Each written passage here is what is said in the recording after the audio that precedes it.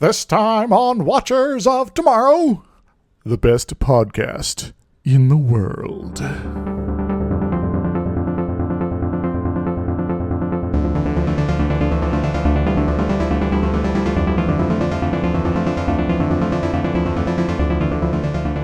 Hello everyone, welcome to Watchers Tomorrow, the sci-fi review and critique show that has control over all of the natural resources on the planet, and that's right and proper, and you should stop questioning us. I am Skepwin, and I'm joined as always by my friend and co-host Dr. Isix. Hi.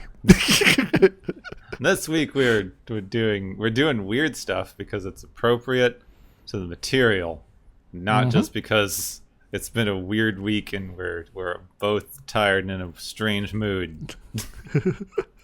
Well, sometimes being a strange mood means that we take over a construction or a crafting area and build some sort of wondrous creation as a result. Yeah, this is very much a movie about crafting to save the world.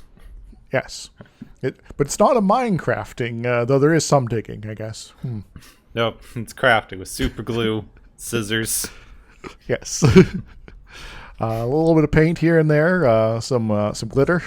I don't know if anybody is familiar with the sort of indie tabletop game Gaslands, but it really makes me want to make some Gaslands. I can honestly say I'm not familiar with that one. Oh, you should look this up. It is a post-apocalyptic racing game based entirely around the concept of modifying your own Hot Wheels. Nice. You can buy the rule book from the guy who made this, and then all of the other materials are just you're expected to provide your own, Mad Max style Hot Wheels cars. Nice. Speaking of Mad Max, aka Australian post-apocalyptica, that's kind of what's our film today is about. Wait, this is in Australia? I think they only told one person. Well, at least the source material is supposed to be in Australia, which explains some things, and it's stuff. Yeah, there's definitely some amount of Australianness to the general idea, but they definitely only told one character, and or only one person was able to pull off the accent. Yes. But that's fine. The original source material was written in Britain, so it's a little bit culturally linked, but location wise pretty far away. So yeah, I'm pretty sure they still don't like each other. Yeah, there's maybe little issues, but but I can't speak for my British friends or my Australian friends, and I've never seen them in the same room. Oh no, they're just either upside down. Yeah, either they're the same people, or they just can't stand each other, or just haven't had the opportunity to meet. Anyway, if you take one of them and turn them upside down, they become the other. Oh my! Like those magic eye drawings. So yeah, we're doing Tank Girl, a film from the mid '90s, 1995, and it is based off a comic strip that was fairly popular at the time. After the movie took a little hiatus into 2007, it's been kind of back in production since then. The comic and the movie is about a gal who gets a tank and goes on adventures. And that's mostly it. She's a gal. She's a girl, and she gets a tank. Yeah. So you know the story at this point. Yeah. It's actually weirdly similar to our whole Dread episode, where it's a kind of indie satirical British comic that got turned into a movie that no one understood. Yep. Different tones, of course, and different settings, but yeah, there's still some of that underlying cultural reaction here. And I mean, the tone is actually not that much different. The perspective is. Oh, I'll go with that. Yeah.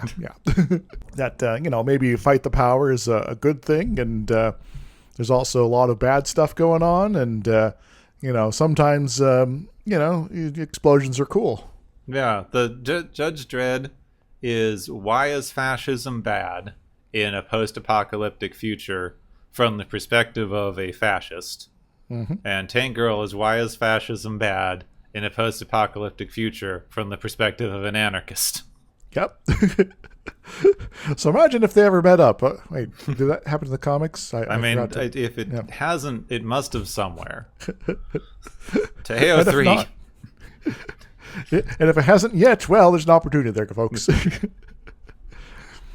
But the writers of the comic were were Alan Martin and Jamie Hewlett, and they did a bunch of the comics sort of around this era, and they were kind of disappointed in the movie, but I still like the movie, and there are a bunch of things I had to change, of course.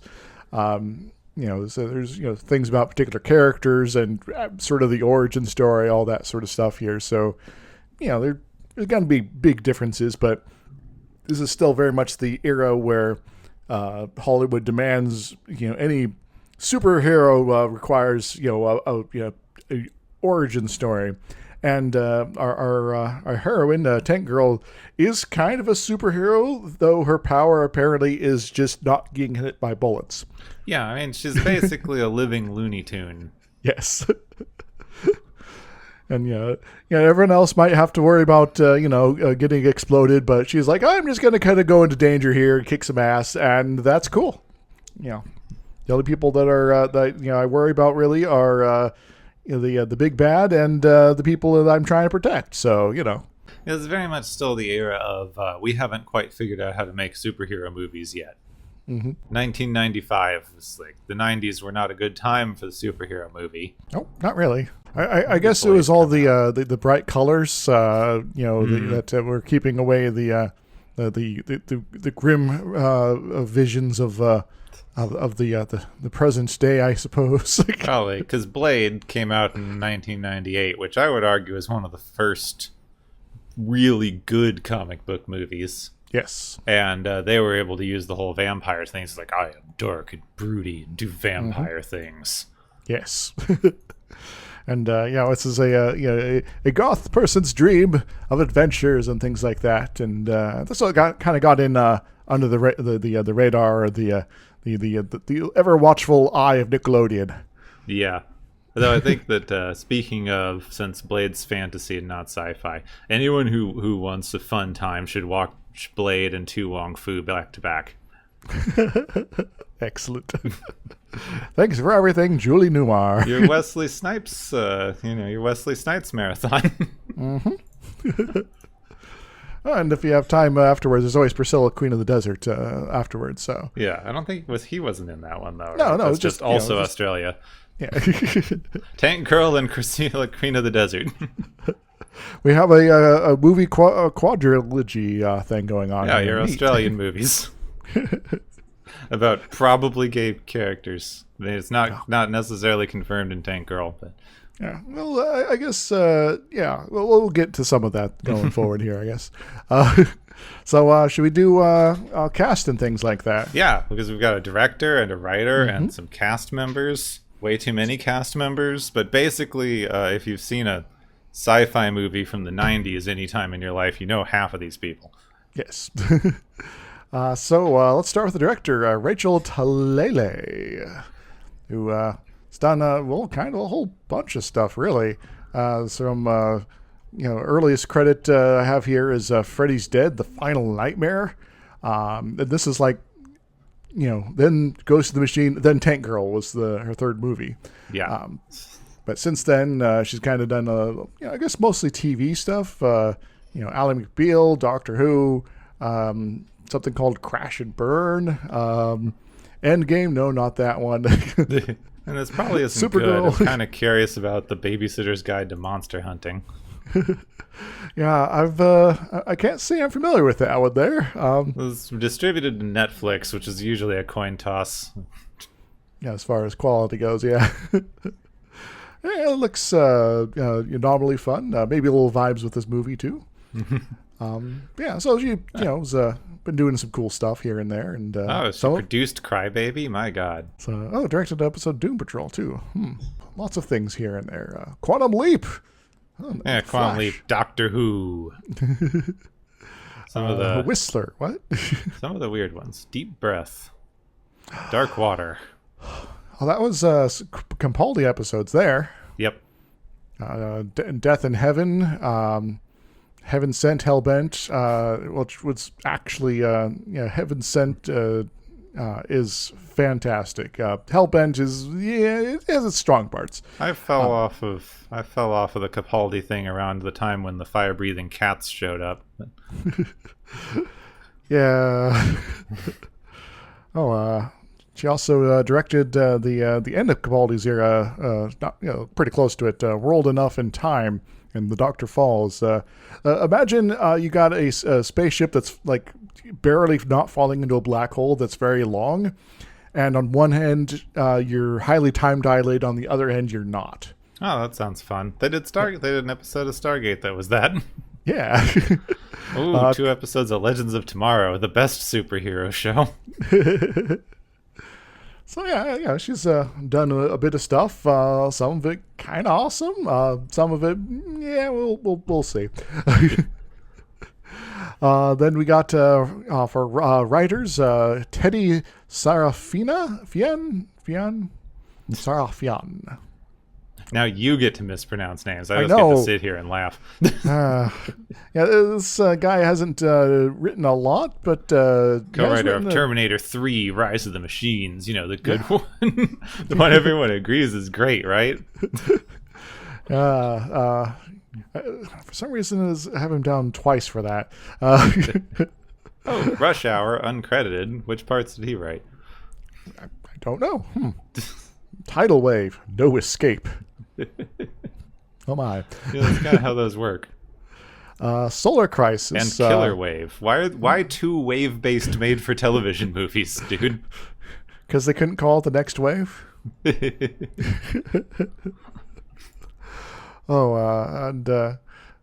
Solar Crisis is a film that I recall, from the early 90s, that when Sunshine was coming out, I'm like, wait a moment, this is just Solar Crisis, except it's actually in space. Yeah, it's that weird era when everybody had exactly the same movie ideas, and you got Armageddon and Deep Impact. But this was over a decade separated here between Solar Crisis and Sunshine. So it's, I think it's more of a soft reboot thing, and maybe I don't know. So a few credits there.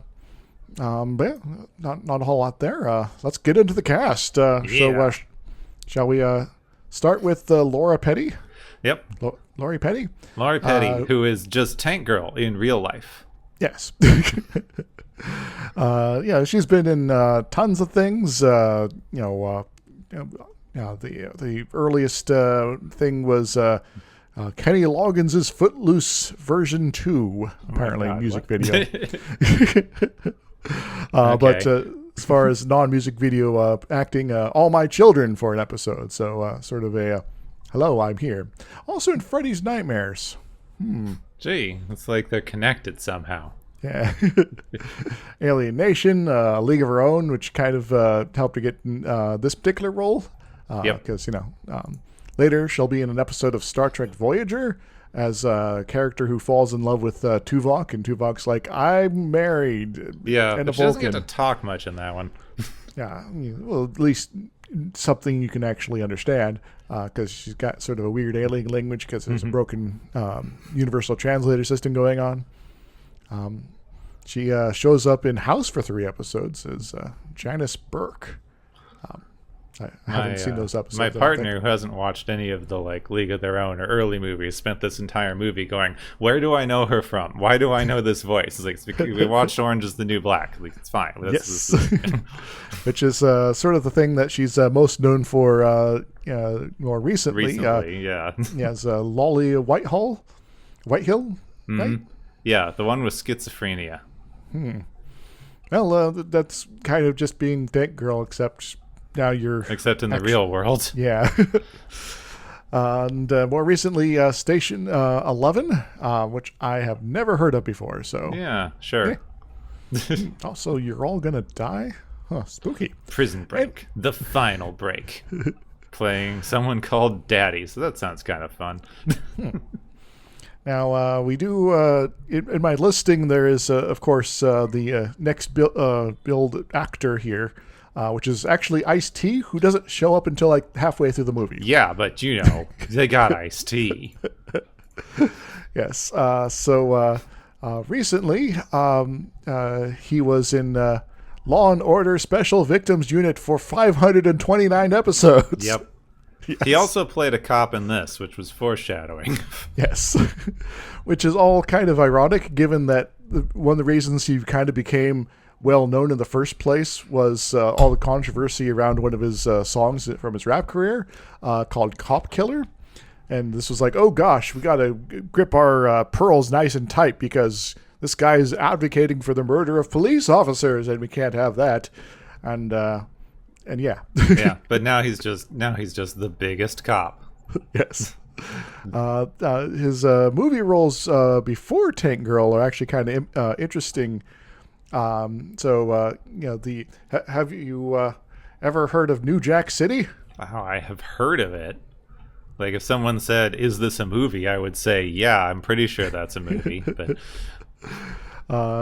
it's an odd one that I've only ever seen on cable, so it made less sense because I never saw it in order. He's apparently Detective Scotty Appleton, which is interesting given that Cop Killer doesn't come out until after that, I think. Like in 92 and New Jack City's 91.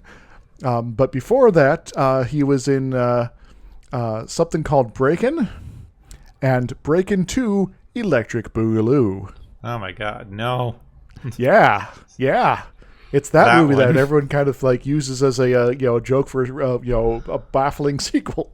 Okay, so I have to say this. My partner knows a lot about this particular kind of dance and this world. Apparently both of those movies are not good movies, but have some of the best like b-boys of the era doing side roles for the dancing. Nice. So apparently they got some actual really good dancers to do like background stuff and side stuff, which is the only reason anyone watches those. Yeah.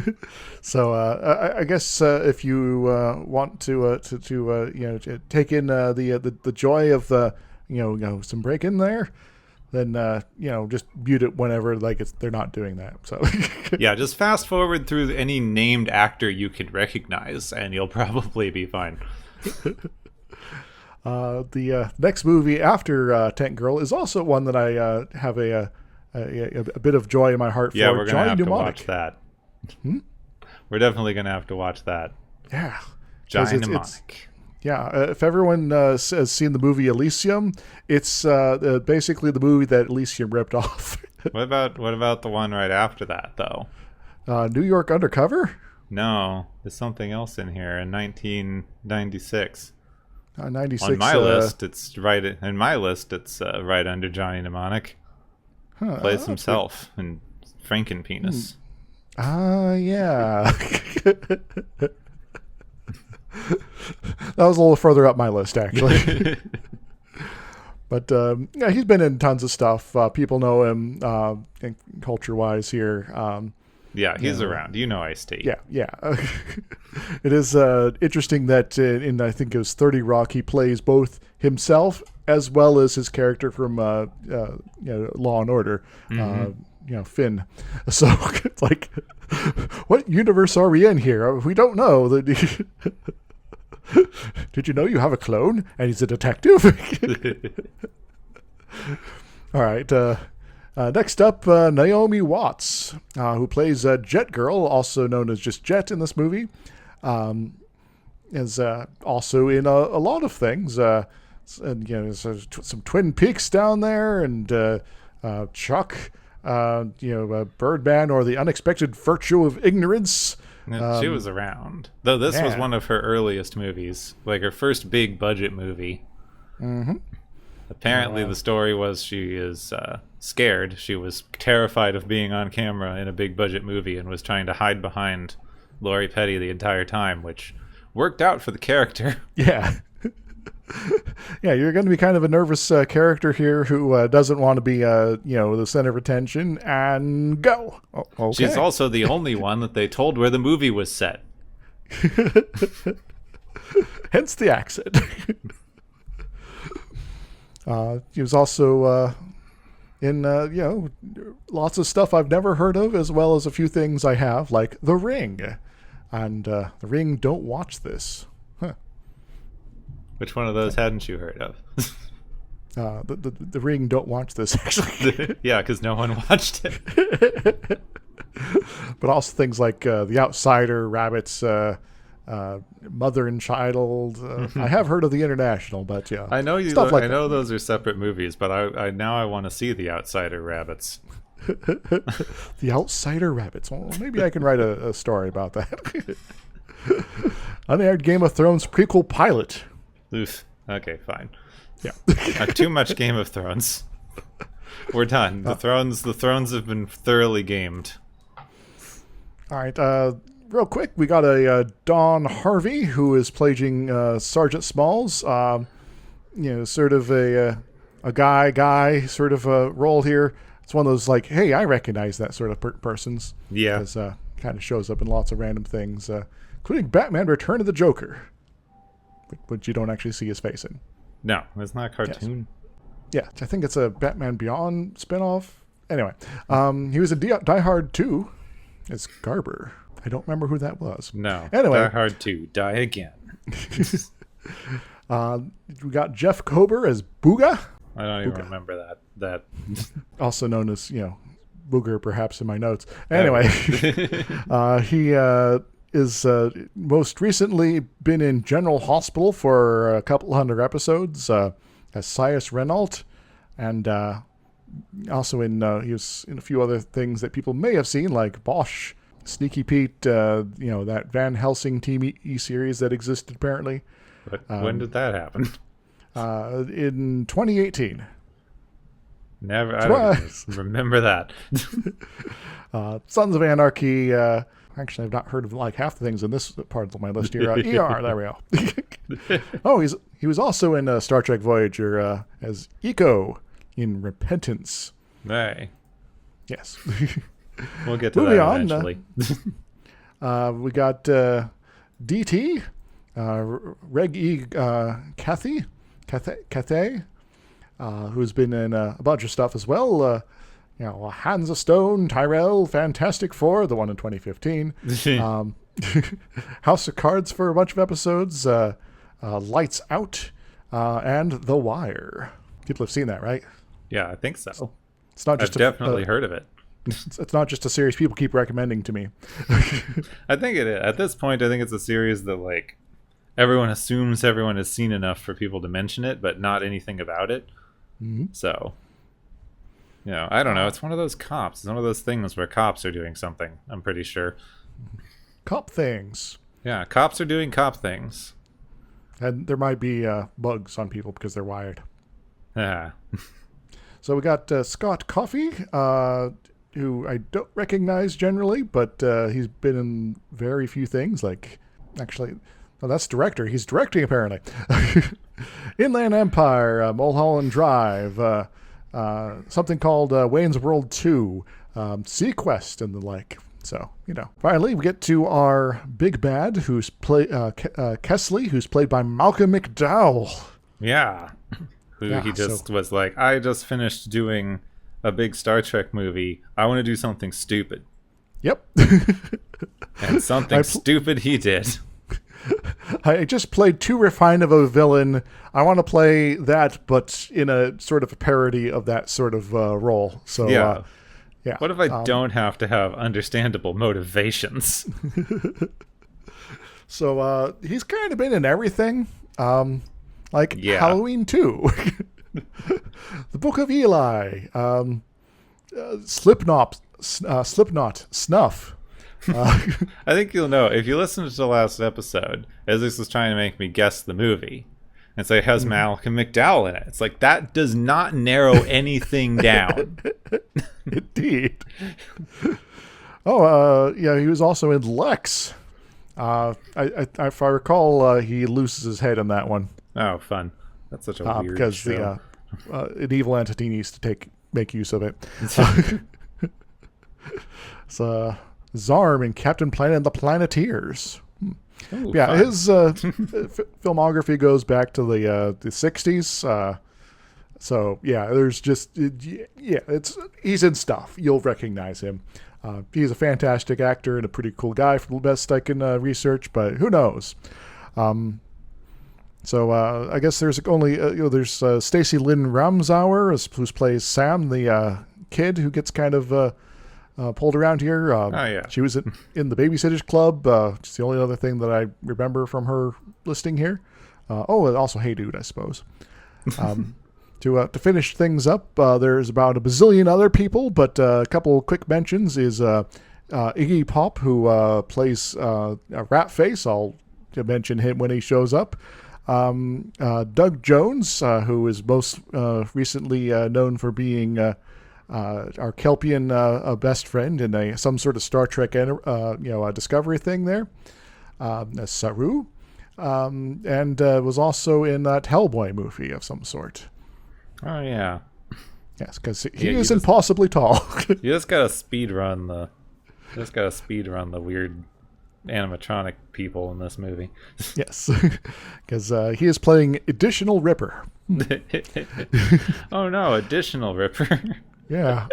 And the last one I'm going to mention here, otherwise we'd just be here for hours on end, is James Hong, plays Chi Tsai, who is basically a peddler of cybernetics of some sort. Yeah. I know, he just shows up and plays himself, but as an evil doctor for 5 minutes, and it's great. Yep. So, can you name everything that he's been in? No. Why not? Because he's been in too many things. Yes. He's been in fucking everything. Is there an Asian guy in a movie? Because it's probably him. And more recently, is it an elderly Asian guy in a movie? Yeah. It's probably him. Was he? I'm pretty sure he was. Let me double check something, because there's a freaking weird ass movie that no one remembers that I think he might have been in. Crossroads, 1956. No. I'll give it. Nope. Let's see. It's about ping pong. Not sure where yep, there he is.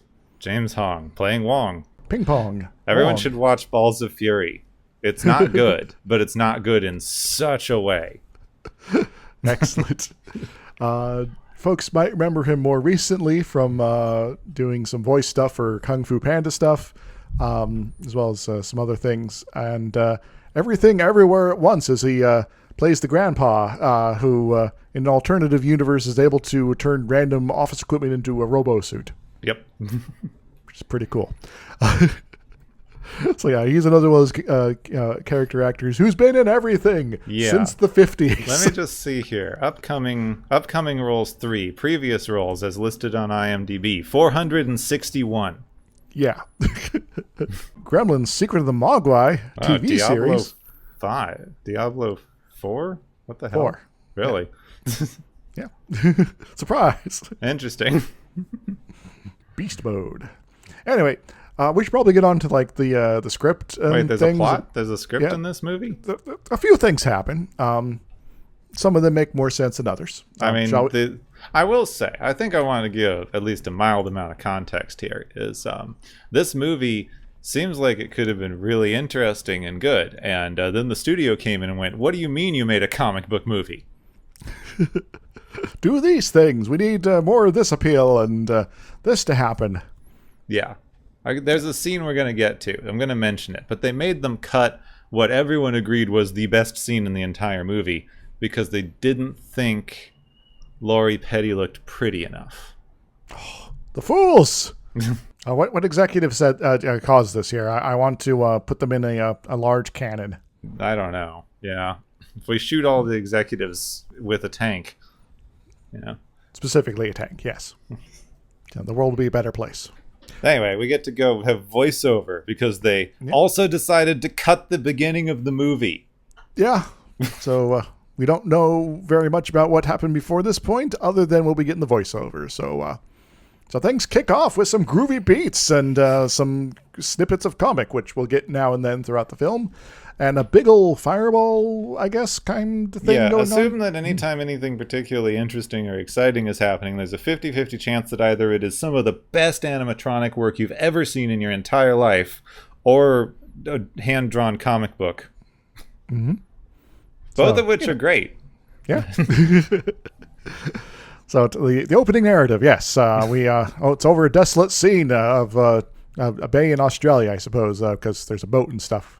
As the far distant future year of 2033, and like a comet hit, and now there's no water or something. I don't think that works out like that, but also marked the end of cable TV. Comets are made of ice. Yeah. It froze all the water. Oh, and it froze it like not here too. Yeah. It hit the planet and just rolled. It's like a Katamari Damacy. It just rolled across the ocean and then buggered off.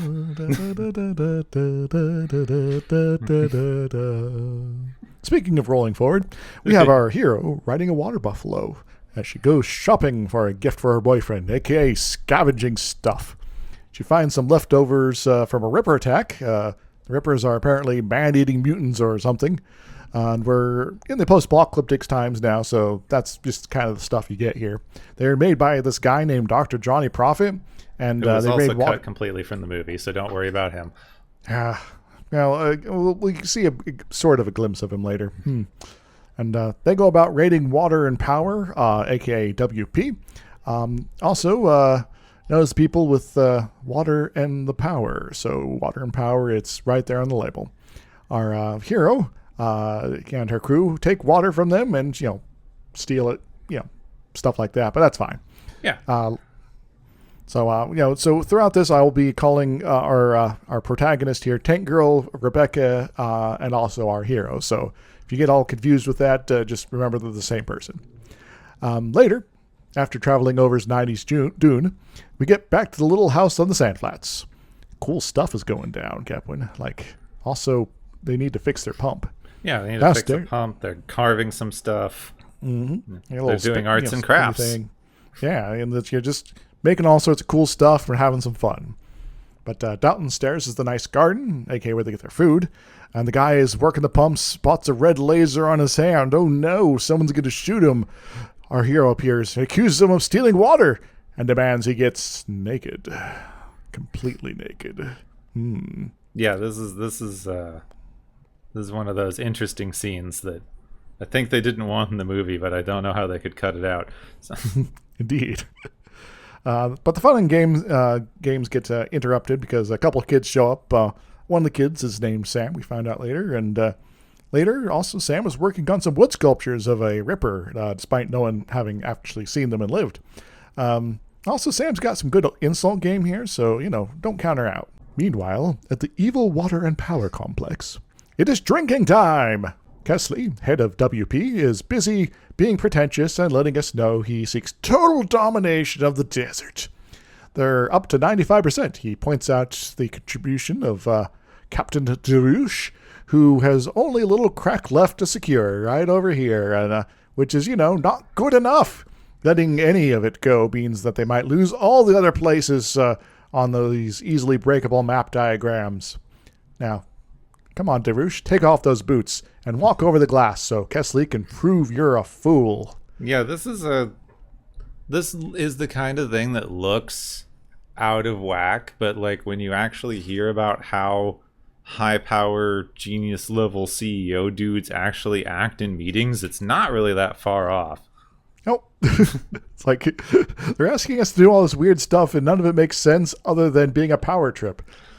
Also, now that we've seen more, this was a little ahead of its time. This is just the lie of perpetual growth, but in the apocalypse. Yep. What do you mean 95%? We have to have 120. But there's only 100% land out there, potentially. I don't care.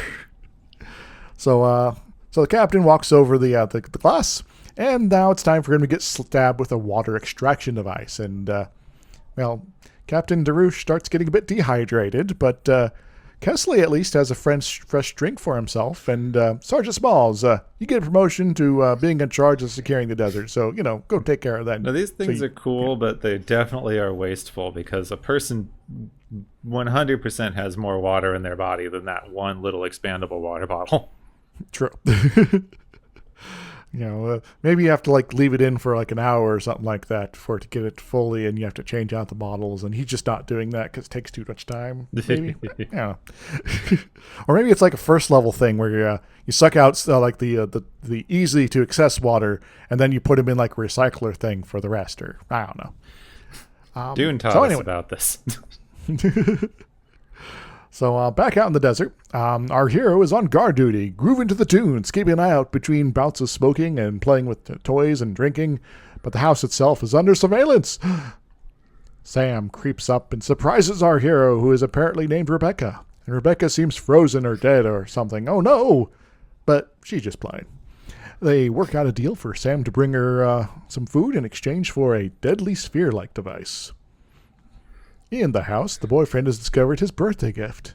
New boots. And those shiny boots. So nice. And, oh, hey, it looks like they're being worn and approaching Rebecca there. So that's kind of neat. She gives him a show of snipping her pantyhose, then a little bit of her overalls, and then, wait a moment, was that a shotgun cocking sound there, Kepwin? Yeah, this is like they got the boots that the bad guys wear and then didn't think of that. Whoops. It's apparently some WP paramilitary dude, and his buddies are raiding the house. Troopers get to shooting up people and finding out after the fact that they were stealing water. So, shoot first, ask questions later. Meanwhile, the guy who had been watching Rebecca wants her to keep going on with that striptease sort of thing. He leers and comes closer, and then suddenly, pocket sand! I do appreciate how this movie consistently lets the bad guys be absolute creeps. Yep. It's like, these guys are basically the only power in this wasteland here, and they are not constrained at all from their worst impulses. So, yeah. Yeah, we don't have enough, real showing of what, being this kind of cop actually does. Mm-hmm. So after the pocket stand, he gets disarmed and exploded. Rebecca goes all Rambo and takes down a whole bunch of the troopers. The troopers are apparently very bad shots or something, or I don't know. Rebecca's just able to not be in the way of the bullets. Yeah, okay. Also, so I know Stormtrooper syndrome, but this being a business and not an actual paramilitary organization or full military organization like we get in other fascist things, this is a corporation. Mm-hmm. I 100% believe that they didn't bother training their guys. Yep. Yeah, just go practice in the shooting room at times. What do you mean you'd rather just go around and beat people up? No, practice waste bullets. You have to pay for those, Oh, you point the gun at the target and you pull the trigger, and there's no bullets to your guns, so you just go bang, pew, bang. Yeah, and that's all you need, right? Yeah, exactly. Because otherwise you'd be wasting resources on not shooting actual people. Mm-hmm.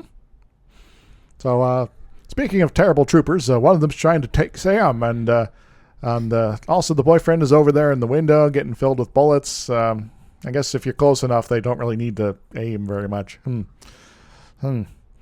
Oh no, a WP VTOL is attacking. More troopers. And Rebecca is out of ammo. Uh-oh.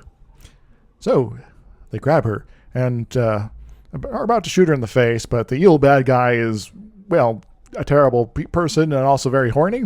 So instead, let's shoot her water buffalo friend, because animals and things like that, water shortage, So yeah, then she gets taken back to base via the flight of the lewd conversation and attempted sexual assault. Thankfully, Rebecca next snaps the lead creep, and that ends that. I think we should point out, she baits the guy who's being lewd into sexually assaulting her, and then uses that to snap his neck. Yep. There's also some jokes made at his expense before his final end. Yeah.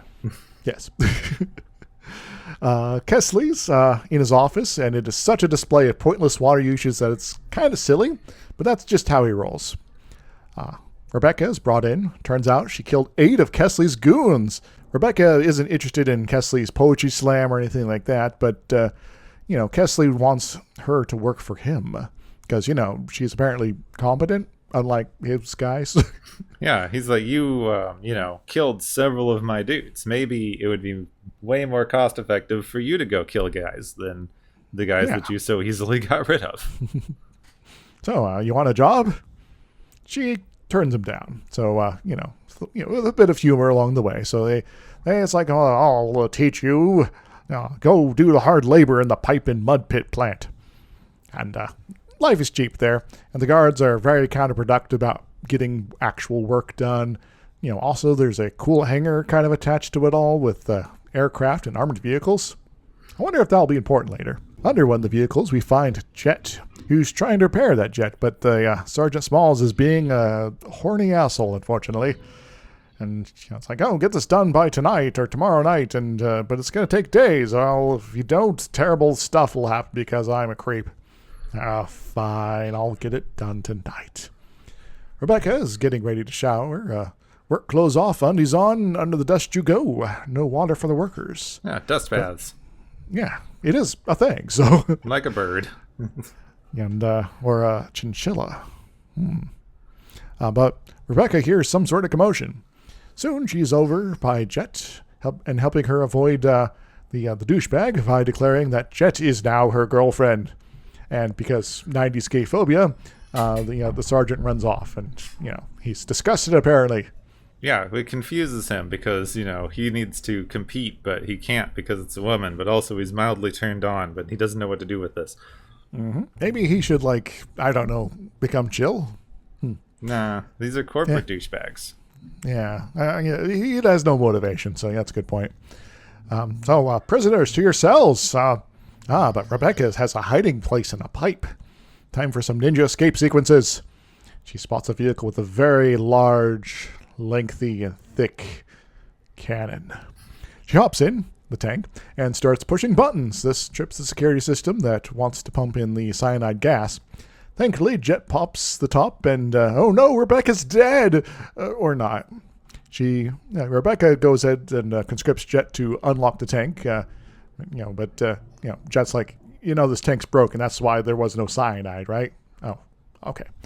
Meanwhile, Kesley is watching the whole thing from his office. Spooky. So, later, Jet's being sexually harassed again as she works on the jet. Okay, more like punished for not accepting his previous harassment via Rebecca's intervention. Sergeant Smalls, you're killing it here. That's still sexual harassment. It's fine. You got it right. Yeah. So this kind of leaves Jet upset, and so she kind of tries to get some alone time away from all the madness here. But Rebecca pops in to try to cheer her up and suggests they just leave. Jet lays out her coping strategy for being an enslaved worker is, keep quiet and avoid their wrath. Maybe you won't get hurt. But Rebecca's like, that sounds boring. But before things can get too goofy, Rebecca gets nabbed by the counterproduction guards and hauled off to the frozen hall. Kesley drops in by the next morning, and Rebecca continues to reject his villainous via quips and things like that. But Kesley's not keen. So time for the next torture. This was apparently the best scene that everyone loved. Apparently the freezer scene was way longer, had all the best jokes in the movie. And then they went, well, when she's being tortured to death, she doesn't look pretty. So? Come on. Sometimes the whole thing is, being defied in the face of horrible people, and it's the horrible people that are making it all, look as pretty as you want executive douchebags. But wait. Maybe they don't like that the executive douchebag is looking bad in this scene. Maybe it's hard to make a movie about how shitty corporations are. Yes. So it's time for the pipe. It drops you down, and then it gets narrower, and then you get stuck somewhere, and it's just kind of, claustrophobic. So in Rebecca goes, and now it's time for some flashbacks. It's her own personal numb sort of thing going on here. At least as far as the trope of the time. Elsewhere, a water and power outpost has been devastated. Also, there's a big flaming asterisk or something. Seems the defenders were caught unawares.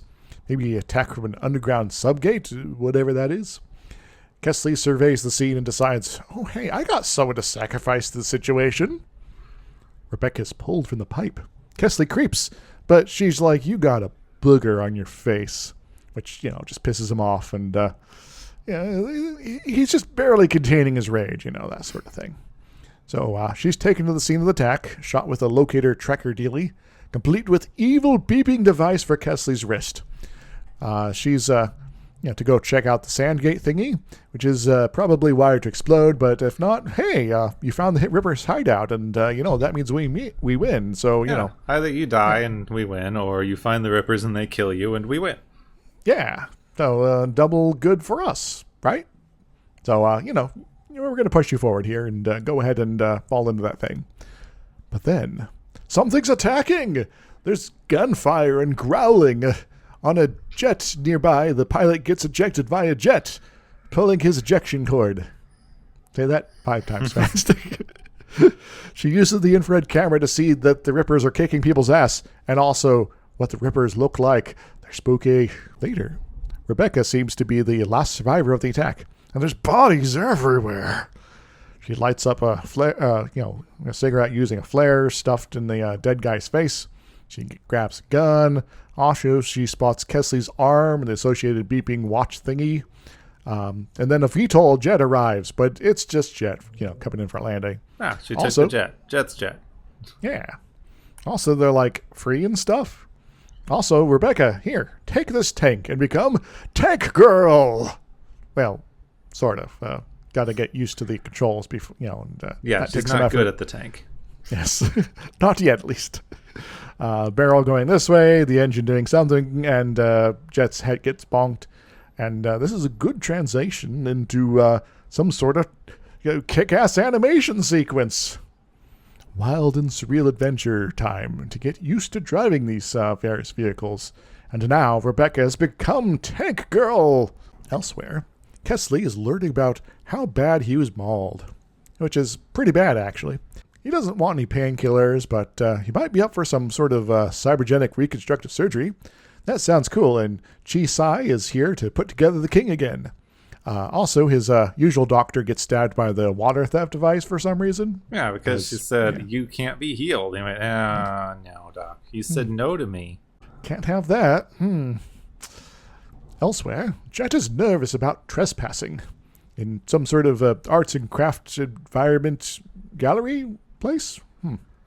Tank Rebecca, whatever you want to call her, is here to have fun and then spots Sam's Ripper sculpture from the beginning of the movie.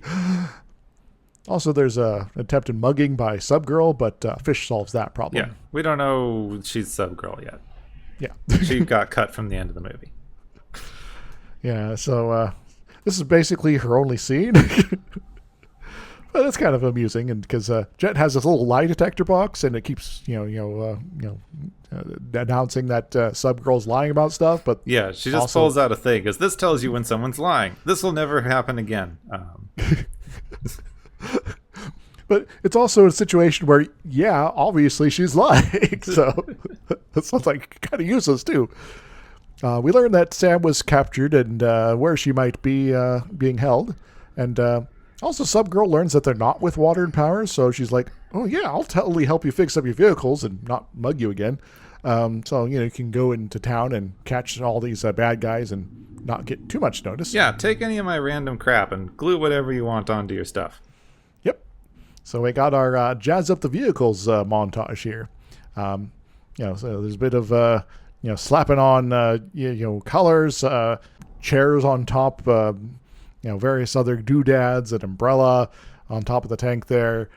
Also installs a brain, which makes the tank self-aware or at least able to take orders. The result of this is just gloriousness. The tank is come into its own here. Yeah, the tank has become a dog. She can even whistle for it. Yep. And zany art explosion vehicle time, and the Jet also gets a new color of paint too. Elsewhere, meanwhile, sort of, Kesley's still laid up. Seems that there's like a trap or something he got planned for our heroes. They might be just walking into. Also, it's time for him to get his head chopped off. Yep, big claw. Just the claw. Was it Exorcist 2 had a similar device? No, Exorcist 3. Anyway. Sam is working a laundry job at Liquid Silver, the sexy shower girls brothel experience extravaganza place. And Jet and Tank drop in to try to find her. There's a lot of skin on display, and silver, and water. And then there's the Madame. The Madame is A-okay with one of the clients having his way with Sam, who, is a young girl, because that particular client wants a schoolgirl. Ew. Yeah. It's a post-apocalypse. Everyone's got to be terrible. Yes. Tank finds an outfit building room. He wants to dress her up and get her shaved and things like that. Okay. Jet is, on the other hand, just stealing her disguise while Tank gets to play some dress up. There's a kind of a fun scene there. Tank's resulting look includes wielding the ear-piercing gun that was offered up from the dressing room, and she kind of looks badass, so hooray. Yeah, apparently Lori Petty completely ad-libbed the entire clothes dressing montage. Nice. Meanwhile, some sort of terrible person named Ratface, a.k.a. Iggy Pop, is manhandling Sam down the hall. And so, I guess it is kind of fitting, given some of the revelations that came out later about Iggy Pop, that he's playing this role. Yeah. But at least Sam goads him into grabbing the shiny sphere thing that she got from Rebecca earlier, and it stabs him through the hand. Yeah, so it's a murder ball. Yeah, the murder ball. Then Sam immediately runs into Rebecca, who was just coming down the hall, so that's cool. But the Madame spots them both and calls the gods. Thankfully, Jet is there in a sparkly helmet and wielding a gun to save the day and, capture her. So, with the Madame as a hostage, Tank threatens to scrape off the Madame's makeup. Also, call off the guards. Also, Madame, sing some Cole Porter 1928 or the hairdo gets it. Yeah, so do you think that next they will shoot the Madame, or the guards will show up and they have to mount a epic chase battle escape, or this is going to suddenly turn into a music video? So, as our listeners make the decisions, what do you think would have happened, Gapwin? Well, I know this movie. I knew this movie from before, so there's only one thing that really fits the vibe. Yes. So, the Madame starts singing, and she hates it, but she sings. Sam and Jet get the clientele and the sex workers to sing along. Thankfully, everyone knows the lyrics somehow, and are very much dressed for a big musical number already. So let's fall in love. Tank Girl takes over the tune and ends up having a lot of fun with the fountains, and everyone's dancing around in our big musical number, music video adventure. Elsewhere, Sergeant Small is a little baffled by this, as he's kind of keeping an eye on all the monitors and things like that while the boss is busy not having a head. Musical number continues until the smoke gates show up that he ordered to disrupt things, and panic. Gapwin, where's Sam? She's being loaded into one of the VTOLs. Oh no! Yeah, they keep just kidnapping the same girl over and over and over. They need to keep a better hold on her. Yeah, I don't know, magnets maybe? Later, Kesley, with a new mechanical arm and no face visible from the camera angle, threatens Sam. Tank wants to get some help from the Rippers. Jet is unhappy with this plan because, they apparently just kill people. But Tank, it's like, we got the same enemy, Also, I'm going to vanish near a couple rocks, And then Jet soon falls under the sands after. Underground, they reunite and Jet sees a spooky shadow. Oh no. Later, they're imprisoned in the bowling ballroom. After an application of nitrous oxide, they get to meet the Rippers. The Rippers are genetically modified kangaroo people. As Tank and Jet are still on the nitrous, the initial interrogation goes kind of poorly. T-Saint thinks that they're water and power spies. DT points out that don't jive. Also, they got prisoner stamps, and Booger, tries to logic against T-Saint's skepticism, and that doesn't go well. Yeah. So if you're not keeping up, these are giant kangaroo suits. Each one operated remotely by 4 people off screen. And one of them is just Ice-T. And one of them is a stereotypical jive era jazz musician, and the other one is just stupid. Yeah. Oh, and the other one's just horny. And one's horny. Yeah. Yeah. So Booger is stupid. Donner is horny. DT is all poetry slam time, and T Saint is iced tea. Yeah. So Jet and Tank pass out as the vote is had on what to do with them, and Booger's proposal for crumpets and tea passes. T Saint wants to kill them, and the vote's a little more even for that. Later, Booger checks in on the two, who are keeping busy with a thumb war, I think. Tank asks about, going to the bathroom. Booger denies, but he seems quite keen on Tank, though, so she gets him to open the door by offering to totally make it worth his while. So, poking his nose in, he asks about baseball cards.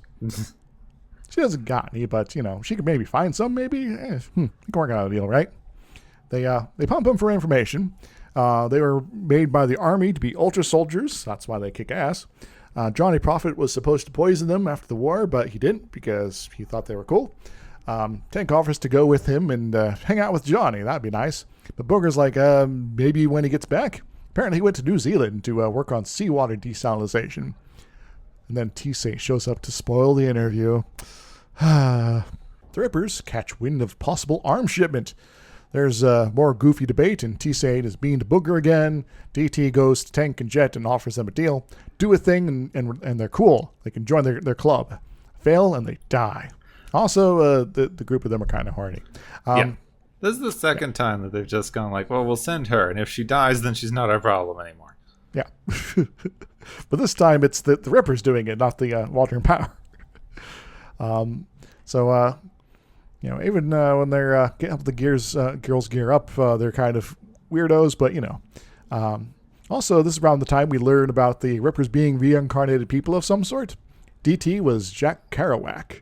T-Saint was a cop.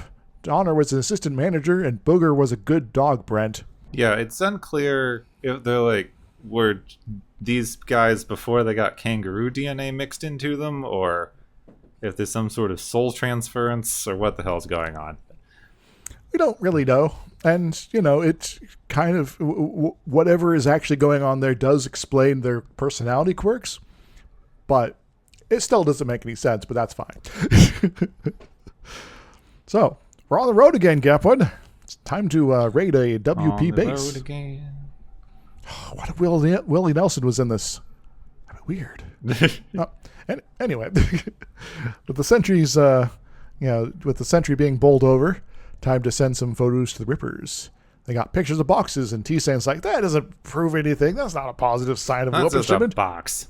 Yeah, you go and check it out Anything closer. could be in that box. Yeah, it could be, I don't know, with carrots or bodies. You never know. Yeah. Tank approaches the crate of the associated workers with an attitude of, oh gosh, time to talent scout with models. She goes to the big guy and explains she is here to do a water and power calendar, and he'd just be perfect as the cover model. As she goes about complimenting the guys, covered in dirt and grime, Jet gets to taking photos of them and the crates. The Rippers soon see that, yes, there are weapons, but T-Saint is still being a hard ass, so they gotta also, hijack the shipments themselves if they want to get into the cool kids club. Tank has to pull Jet away from the big guys flexing for the camera because it's truck jacking time. Tank is going down the road and on the tank. There's lots of knickknacks everywhere, and she's enjoying a martini, and it's time for an action scene. And she has Change a of gun. barbecue, Yeah. Gunfire, barbecues, Jet's having trouble with her jet. The scene is just fun and cool stuff is happening. So, if you want an action is scene. another one of those places where it was an example of the executives just not knowing what kind of movie they were freaking making. Because apparently they saw this and went, why is she barbecuing a hot dog during a chase scene? Because it's Tank Girl. She eventually pulls the tank up next to the cab and points the barrel right into the drivers there, and they're like, we're getting get out of here. So Tank hops aboard, and Jet arrives and to point out that, oh, hey, there's a big cliff right ahead, so, maybe hit the brakes. But, oh no, their brake's not working. So she has to go and uncouple the trailer from the cab. Cab falls over into the ruins of Australian Seattle or something, maybe. The trailer, seems like it might go over too, but Booger hops on and saves Tank, just in case, Yeah, even though she had it. Yeah. Yeah. Later, it's dinner time, or I think, maybe. We learn the Rippers don't use guns, so after the ceremony, the shipment will be destroyed. So, to get started, let's hold hands. TT has a poem to share. He pulls out his sax and for this, and it's a little baffling, but that's cool. Then it's time to pray, which means dancing. They pray to the spirit of freedom, you see. But T-Saint ain't interested. Cops, whatever. Donner is more like a dog here than Booger. With poor Jet. A.k.a. what he's doing to her leg. But Booger might have the last laugh at this. So one missile deployment later. Tank and Booger are taking it easy. They're looking up at a painting, and Booger explains how Prophet said someday water would come from the sky and wouldn't cost nothing. Rainbows, flowers, and also here, are you enjoying your missile bra, Tank Girl? This is right out of the comics. Yes. Yeah. Also, apparently, they did, in fact, make an outfit for the previous scene that we weren't allowed to see. Yes. That included a full 8-inch prosthetic. Yep. Fully operational and anatomically correct, as Data would say. The world is perhaps not ready for a full frontal kangaroo guy. Apparently not. We were denied full frontal kangaroo. Yes. Maybe someday. Actually, I think that day is coming past this point. Anyway. Yeah, I mean, why? This is directly in the era of the 90s remake. Mm-hmm. Where is our remake Tank Girl movie? Yeah, come on, guys.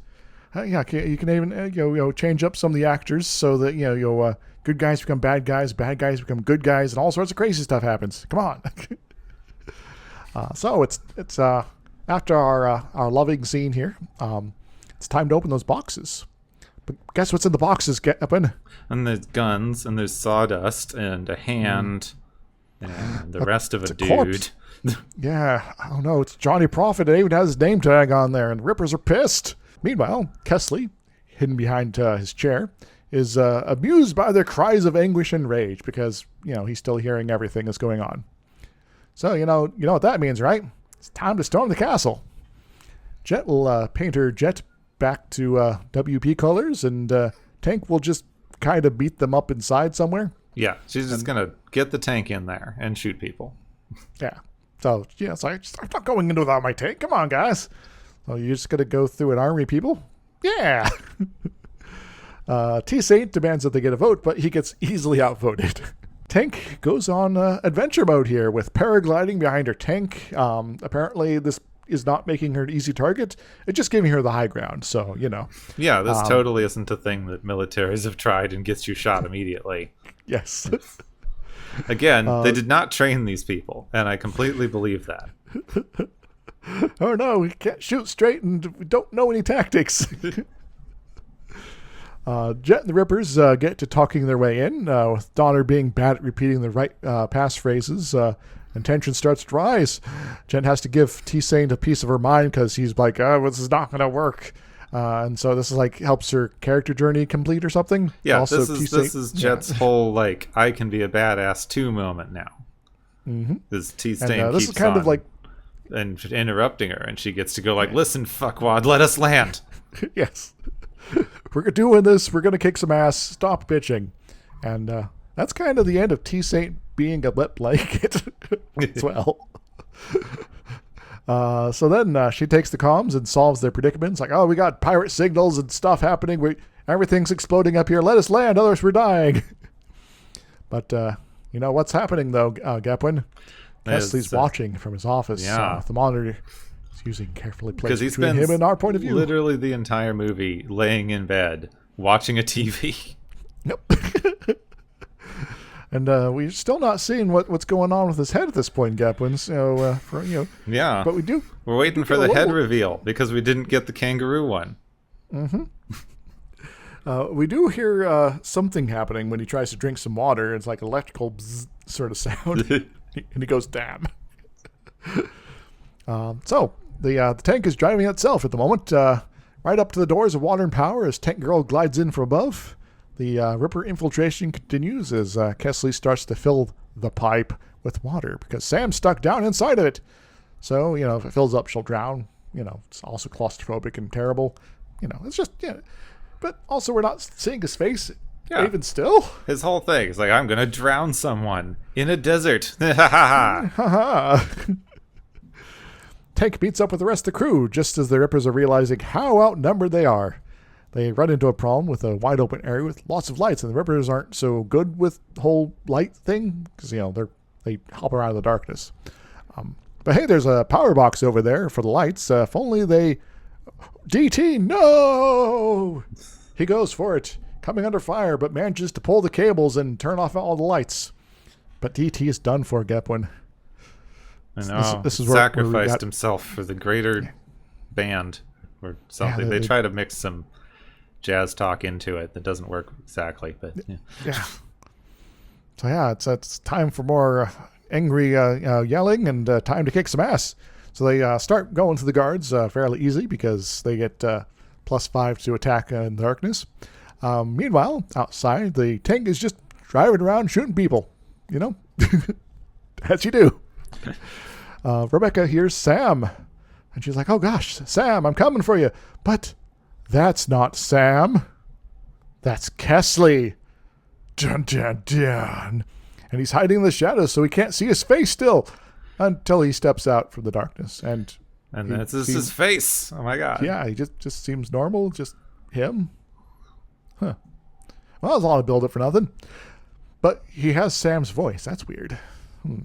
Tank Girl opens fire, but Kesley blocks the bullets with his metal arm, I guess because it can do that.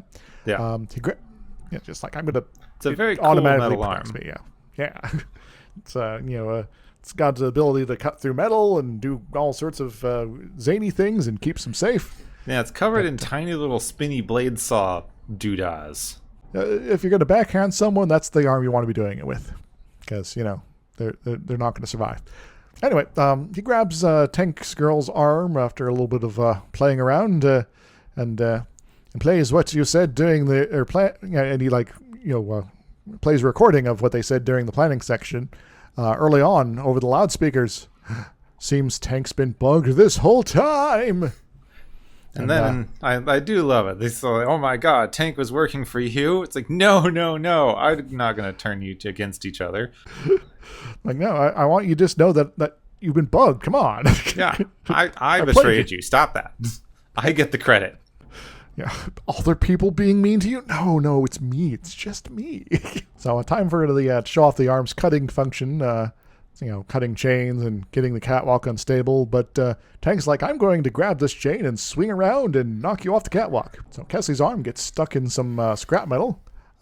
Tank's is like, does a big dramatic preparing to punch him and declares herself, so pretty and things like that. And then she pulls her arm back and thrusts forward, and she only punches a hologram of Kesley's head. He pulls free, and they start the fist fight, which is, given he has a metal arm and all that, So, Kesley wants Tank to say that he won, because that's been a sort of running thing here. But she continues to annoy him. Kesley is about to turn Tank into mincemeat after the fist fight doesn't go well for her. But this is the time for the cavalry or the tank to arrive. Distraction acquired. Kesley then gets tossed around a little bit, gets stuck again, this time on electrified grating. Tank Girl tries to get the tank to finish him, but after all the blasting away of bad guys there, the tank is kind of out of ammo. Yeah, Tank's tired. Yeah. Thankfully, she has some shell-sized beer cans on tap, so that solves that kind of. Yeah, makes me wonder how this tank works, but... Yes. Sergeant Small is running for his life. Jet kicks ass, and Kesley pulls free just in time to face down the cannon. His arm is great at deflecting beer cans, but the water bucket above him is an easier target. With his head now short-circuiting, he's a bit out of sorts. However, one application of water theft device later is all that's needed to take care of him. Goodbye, Kesley. Time to save Sam, who's just barely hanging out above water. Meanwhile, mirroring the earlier scene between Rebecca and her boyfriend with the laser pointer, Jet finds Sergeant Small trying to get into a VTOL. Jet lets him know once more that she says no, and then kills him. Take that, Sergeant Smalls. So, Sam saved. The tank girl gets the kangaroo, then gives him a kiss, and then we're back to badass animation time. Woo! Yeah, they all escape and do credits or something. Missiles away! The brassiere from earlier really comes in handy here. The water's released. Water everywhere, so why not have a swim? Or go waterfall surfing. Woo! Yeah. And, don't ruin the surprise yet about that whole waterfall thing. The end! They did film an ending where it started raining and everyone got to be fun and have fun in the rain. I don't know why they decided to use animation when they already had a filmed ending. Oh, good question. Maybe they wanted it to be more radical? Yeah, I guess. Or maybe they didn't want to have too many more Dune comparisons at this point. So it's a waterless planet they're on, right? And the ending is going to have rain showers. Didn't we already have a movie like this? I mean, we don't know how this one works. True. Explode water and power in their hoarding ways. And, apparently water power is like pumping most of it up from underground as it is. So I don't know what's going to happen in the future. But it doesn't matter. We're having a good time. Water and power is defeated. Their CEO is no more. And their various high-end lieutenants are either dead or probably leaving. And, so they've been basically dealt with here. So hooray! Also, there's sort of a funny bit right near the end there where Booger took a bunch of guys' bullets and sends them out there to scare Tank. But anyway. Yeah. This is like, I took their bullets. Like, good job. Excellent. So let's end the movie, and there we go. So, yeah. So what do you think, Kevin? All right. I think the Tank Girl is a truly fascinating movie because I've never seen a movie that more clearly demonstrates how much you can ruin by editing a movie badly. Because every other part of this movie is really good. There's not a bad performance in the whole thing. It has some of the best set and costume design work I've ever seen. It has like top tier, like Oscar winning levels of puppet animatronics on the kangaroo guys. The only thing wrong with this movie is that they cut out a lot of it and had so much executive interference that they made the story incomprehensible. It's all right. So you're getting captured, then you're getting away, then you're getting captured again, sort of, but different. And now we are free now. Okay, now we're gonna do this thing. All right. I haven't gotten to watch it, but there is a work print of this movie that was leaked around the time the movie came out. Unconfirmed, but possibly the director leaked it directly in protest to the things that they did to the movie. I might have to try to track this down. It includes about 35 minutes of extra footage that was cut, including an opening sequence in which we get to see presumably young Tank Girl actually like hide in a trailer from the comet and survive the blast. And at least one scene where they actually like meet the scientist who created the Rippers and hang out for a bit so that you actually see him before he gets killed. Yeah, because having him pop up earlier in the movie would kind of make sense, because then it's a little bit more of a connection to the for the audience. Then this you character. Get to see the guy and go like, oh my god, it's the guy, instead of all the characters going, hey, it's the guy. Yeah, we knew him before. Oh. And so, I would like to see that, because, what could have been glorious. It is on Internet Archive. I did find it. It's just I haven't gotten around to getting to watch that. Well, maybe if we ever have a movie night, we can do that. Let's have a movie night sometime. Convince us to get a Patreon, and we'll do some low-effort watch-along content. Yeah, that'll be great. Comment below or somewhere on the Apple, Spotify, YouTube page. Anyway,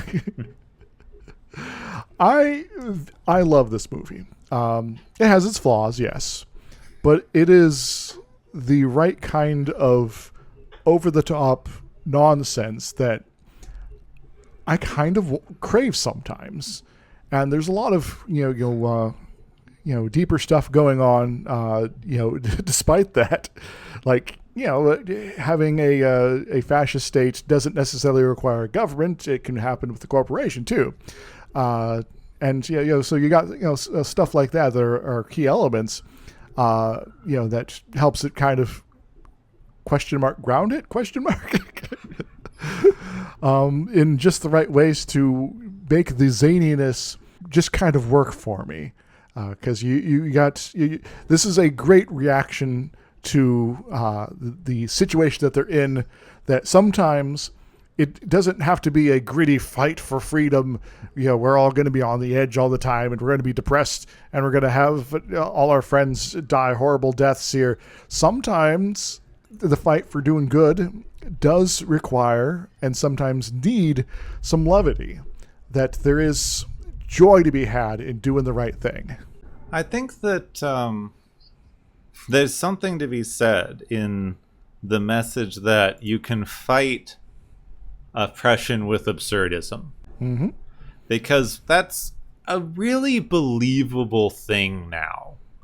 Yes. Like, if you look at the context when this movie was made in the 90s, when everyone was still trying to pretend that corporations were great and corporations being people was an amazing thing that was never going to backfire on us, and that CEOs are these genius people who just like move industry forward, and etc., etc. But if you compare... Bill Gateses of the world. The Bill Gateses of the world will save us. Yeah.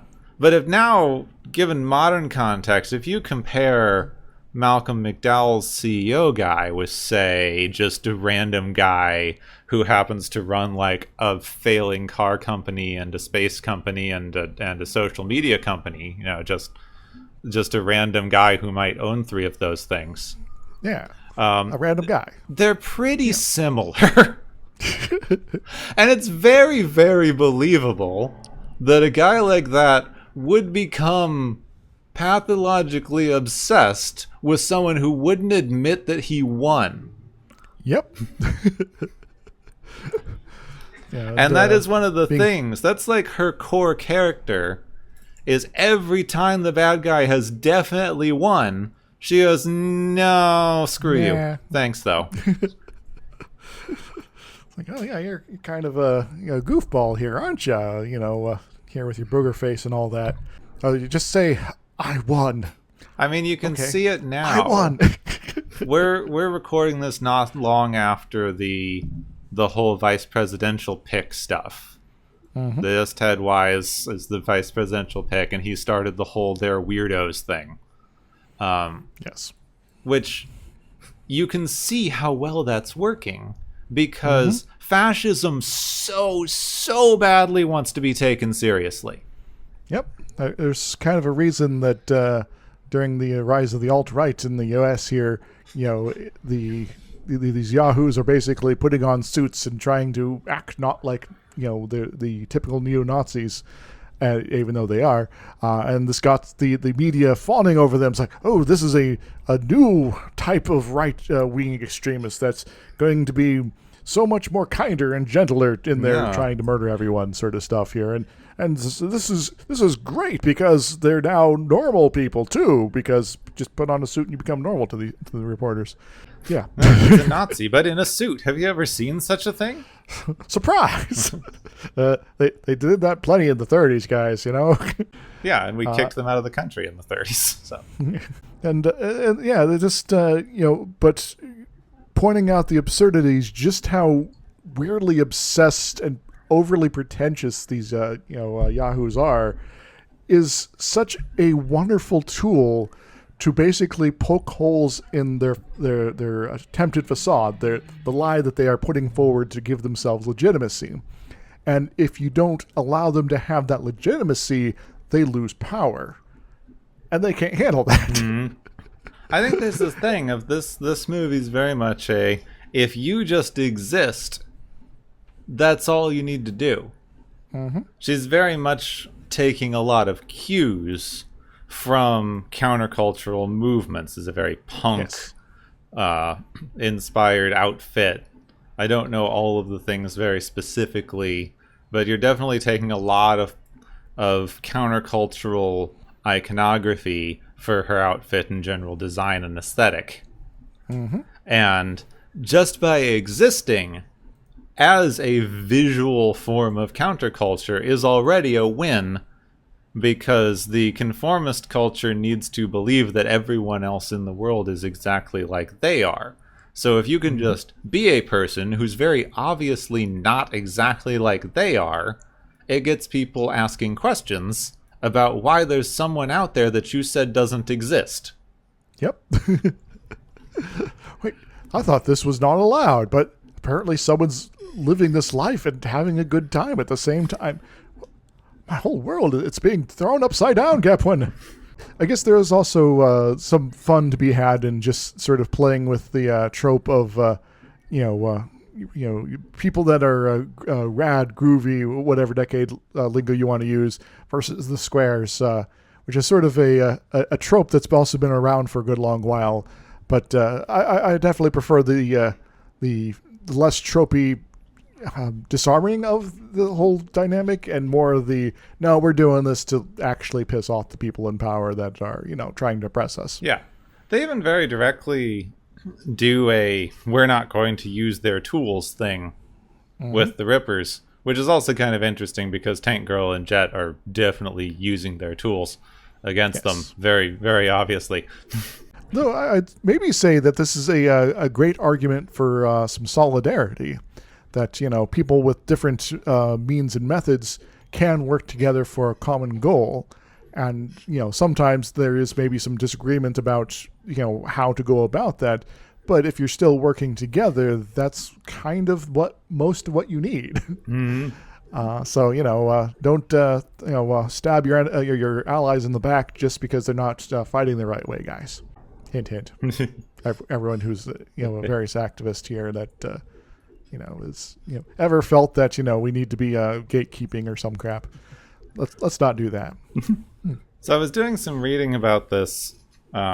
There were some contemporary and then some slightly later things writing about this movie, and it made me start wondering, because a lot of people were talking about how it was kind of ahead of its time. It was doing things that wouldn't be done or talked about in media until a bit later. It was giving a lot more agency to female characters.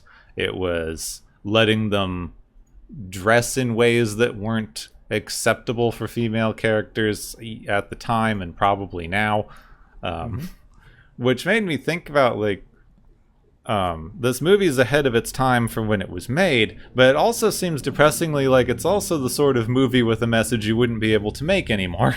Because right now there would be a 1,001 twerps screaming about how woke it is because it's a woman-focused movie, and all the guys who are terrible creeps are getting their comeuppance here. But also the other way, because we've become so weird culturally that even the guy being as much of a creep as he is in this movie would be considered unacceptable to show, even though every person who's a creep gets killed for it. Yeah. Yeah, it is, sometimes if you're going to have a movie that features, bad people that are of this sort, you kind of need to have a certain amount of actually showing and not just telling us. Which I think is the thing. This movie's weirdly unsanitized in its depiction of power, because these people are using their power. They're inept at it. They don't get what they want. They get punished for it. But they are definitely abusing their position of power in a very realistic way. Yes. Not having those sort of limiters on it kind of helps bring a certain amount of it kind of home to folks. That, yeah, this kind of stuff actually does happen. And it is kind of nice to have depictions where these guys do get their just desserts, because far too often they don't. And so, this is kind of a power fantasy, but sometimes it's nice to have this power fantasy, and in order to to have it fully presented here, you can't sanitize things. So this is also an era in which you could still have depictions of sex-positive feminism in films, which we've gotten into more debates on recently, because a lot of the parts of this movie that they're depicting with her, she is in a more sexually dominant position. She is more willing to act stereotypically like you would expect a guy in a movie to act. She's willing to use and understand her own sexuality in a way that women usually aren't in movies. And so you get this, situation that would be kind of absurd to see in something, that comes out at this point. Because, there's sort of, I guess, new unwritten rules that, so if you're going to have a woman be in a sort of more dominant position, it has to be in these particular sort of forms here. Yeah, because there wasn't as much of a rule book when they were making this. Several people that I was reading were pointing out that this just wasn't done at this time period. Female characters did not act like this or dress like this. Mm-hmm. And, at this point, I guess I'm sort of reminded of maybe some of the kind of annoying things they did with Star Trek Voyager, actually.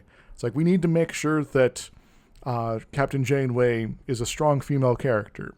All right, so we're now in the late 90s, and we're trying to do this, and we now have a few more, I guess, unspoken rules at play.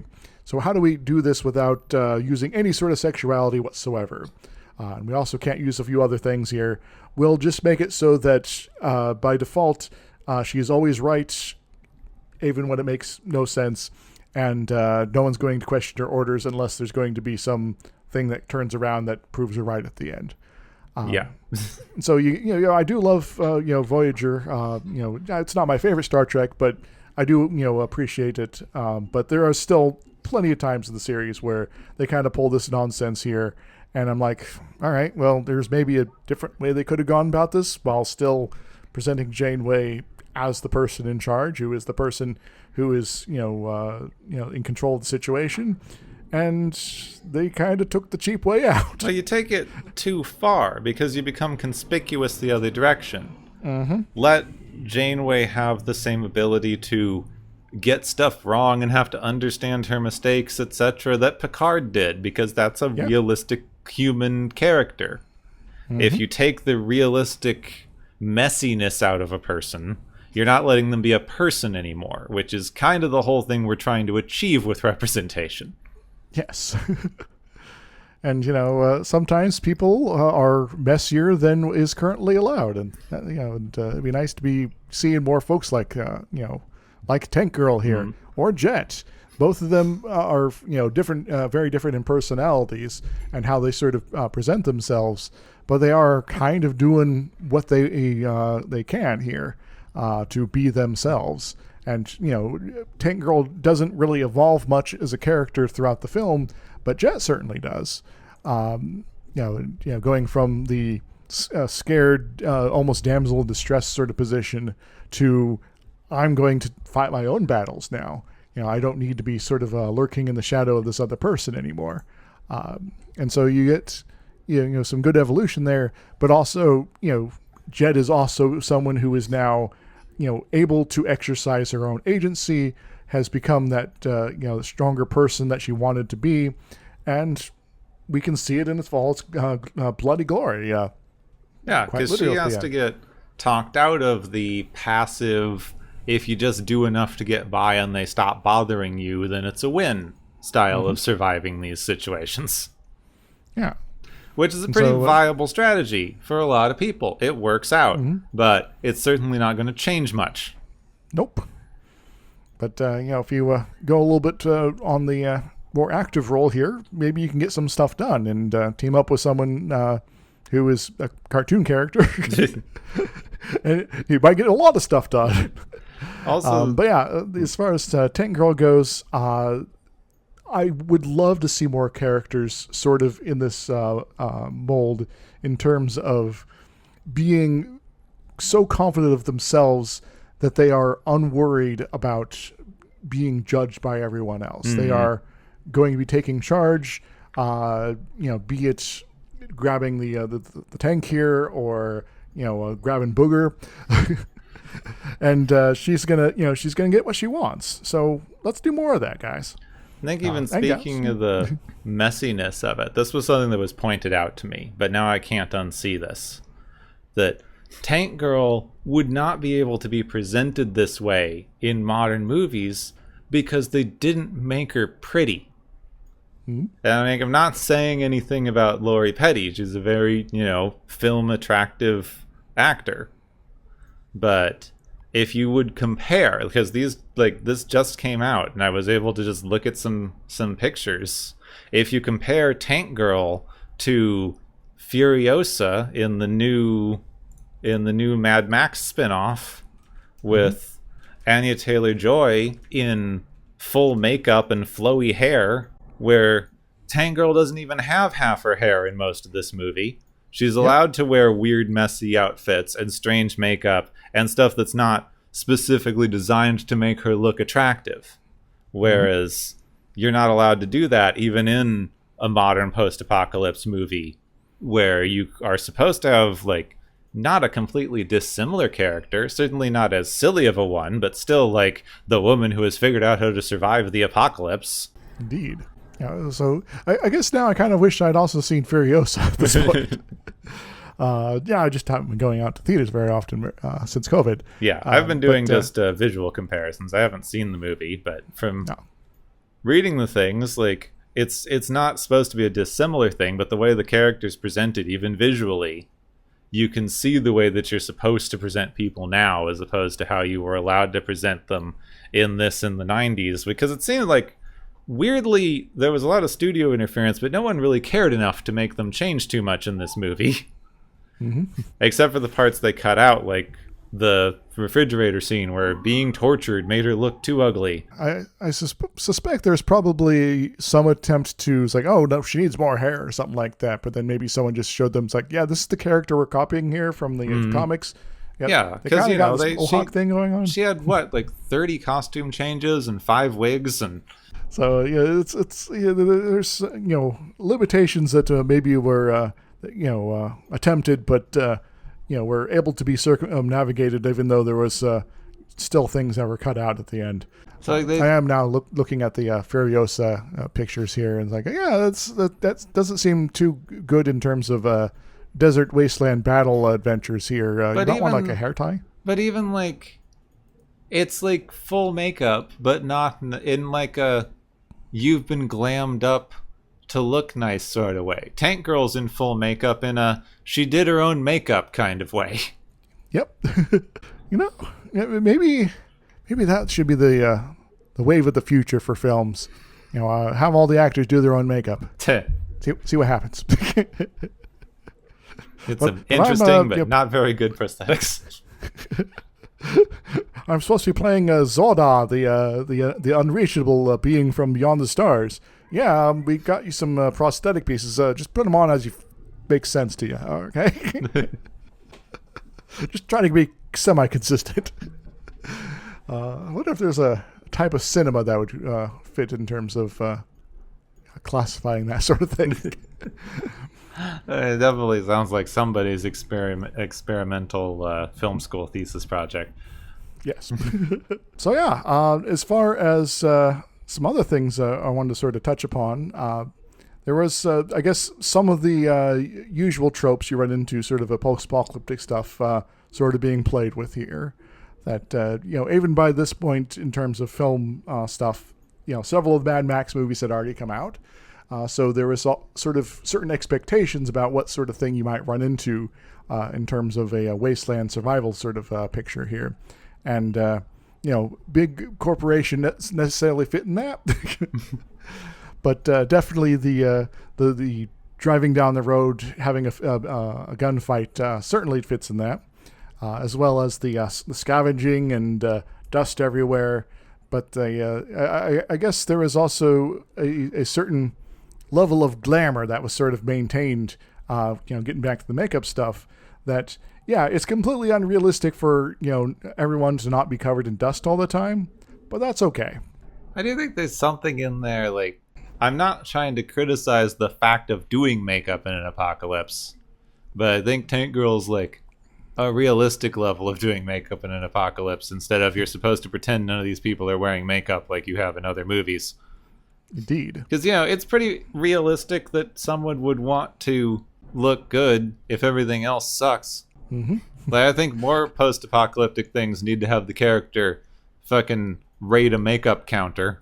It's like, I'm not going to get fully dolled up here, but I want to at least not look like I'm starving slightly, please. Yeah. Makeup's been part of human culture for thousands of years. It's not like we would just suddenly stop because there was an apocalypse. Mm-hmm.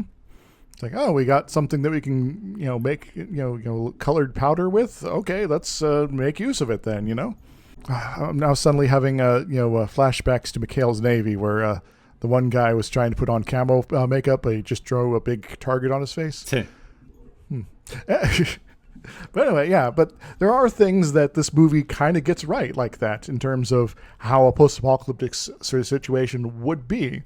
People would be seeking creature comforts because if the world sucks and you have some resources to make it not suck that aren't going to get you killed by using them, go for it, And, what more, there's apparently enough of a society out there to have a sort of a brothel house situation going on there, where there are people, presumably not all of them work for Water and Power, that come there to have fun.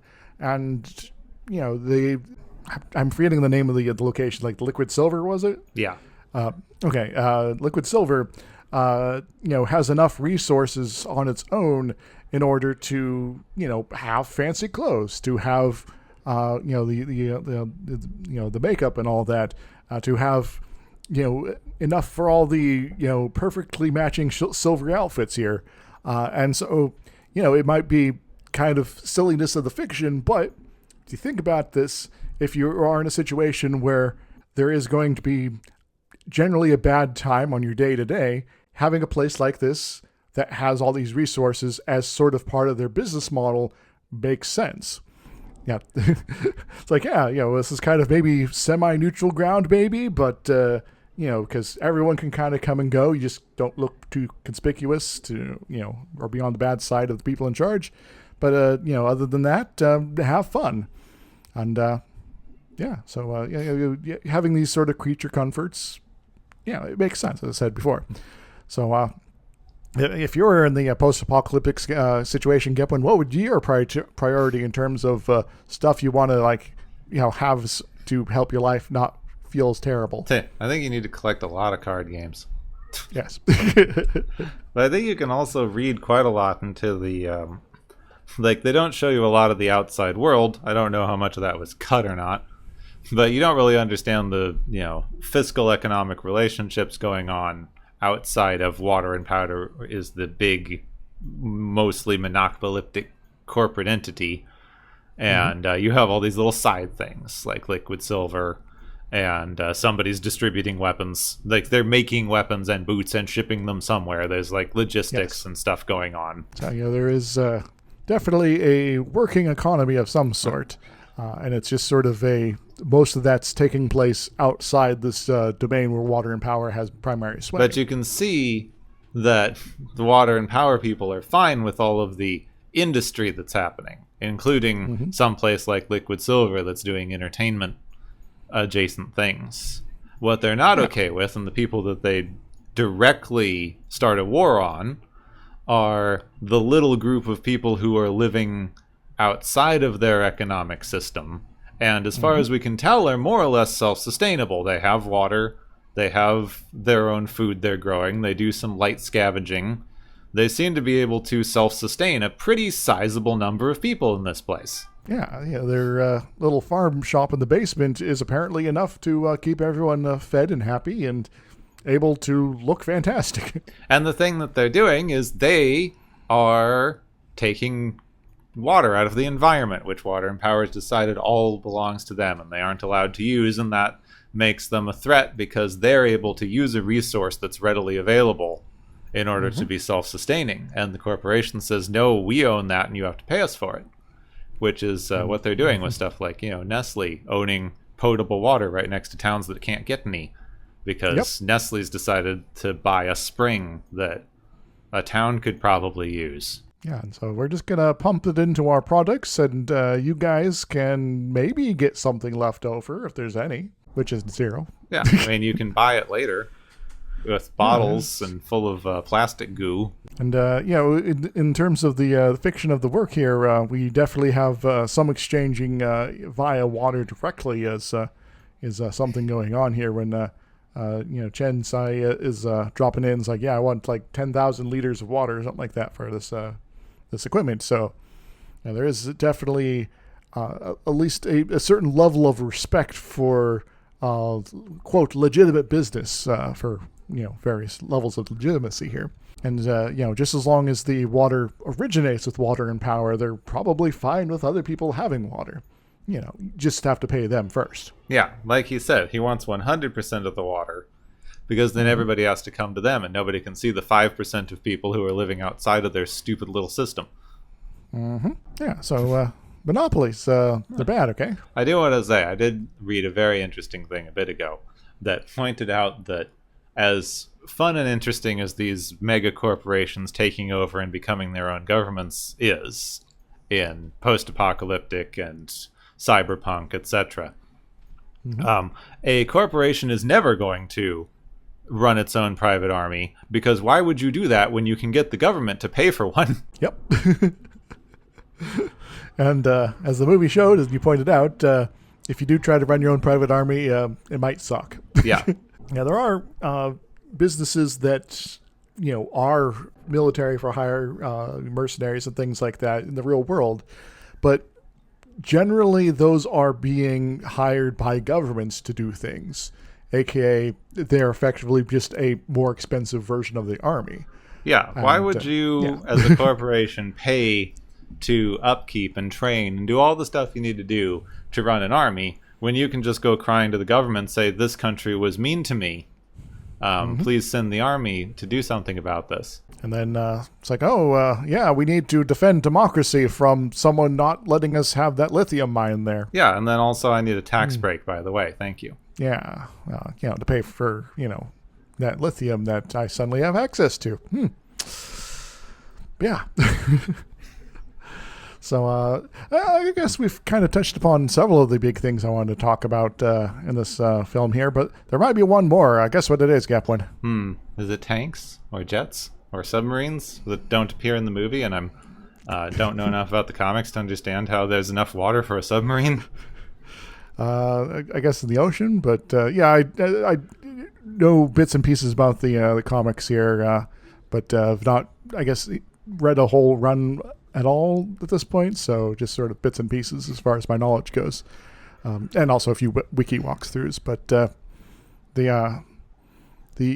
I guess there is a certain a joy from this movie that has inspired people, as well as from the original comics as well. That there was sort of a in the early 90s, like an LGBT related movement, kind of inspired by Tank Girl. It was primarily more of the lesbian end of things, but I would imagine. sort of Tank Girl sort of parties, and the character Tank Girl, I'm gonna guess is probably bi or pan or something like that. Seems likely.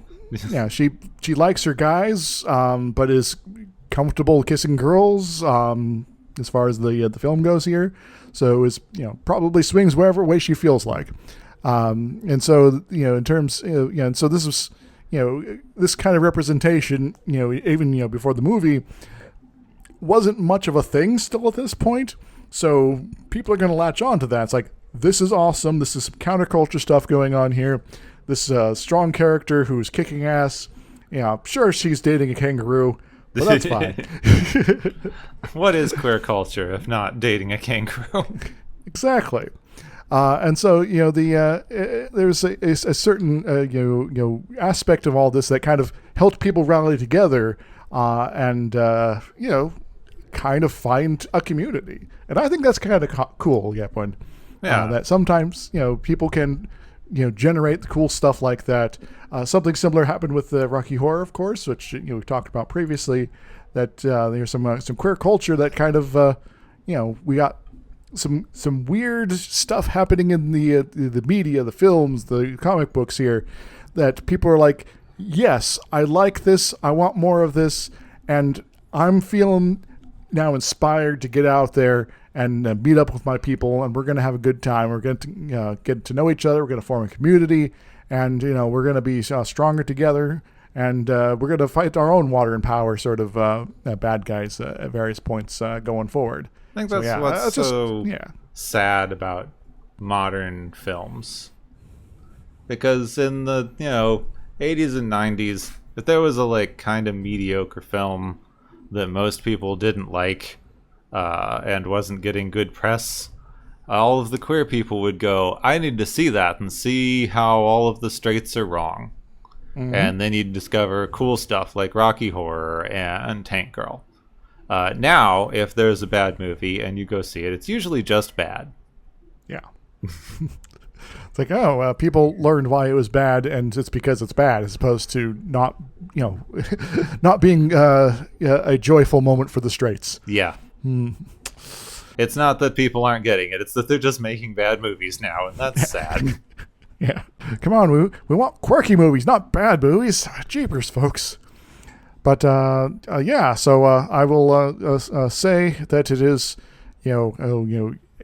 cool to, fall in love with the folks you want to be with, be they man, woman, trans, non-binary, or a kangaroo. Because apparently the kangaroos are hung. Yes. I should show you some art later. Yeah, the Tank Girl, bringing together the lesbians and the furries since 1995. Yes. And I hope this might be not too much of a surprise, but I belong to one of those groups, Capwin. Yeah, I always knew you were a lesbian. Yes. So we'll have to go forward with that information into the future. Yeah. So, Tank Girl, you got anything else you want to toss in here, or? No, I think that's pretty. There was one slightly interesting thing that I thought worth mentioning. That was a interesting small write-up juxtaposing Tank Girl and Ripley, and their maternal and non-maternal relationships to the young girl that they're tasked with protecting.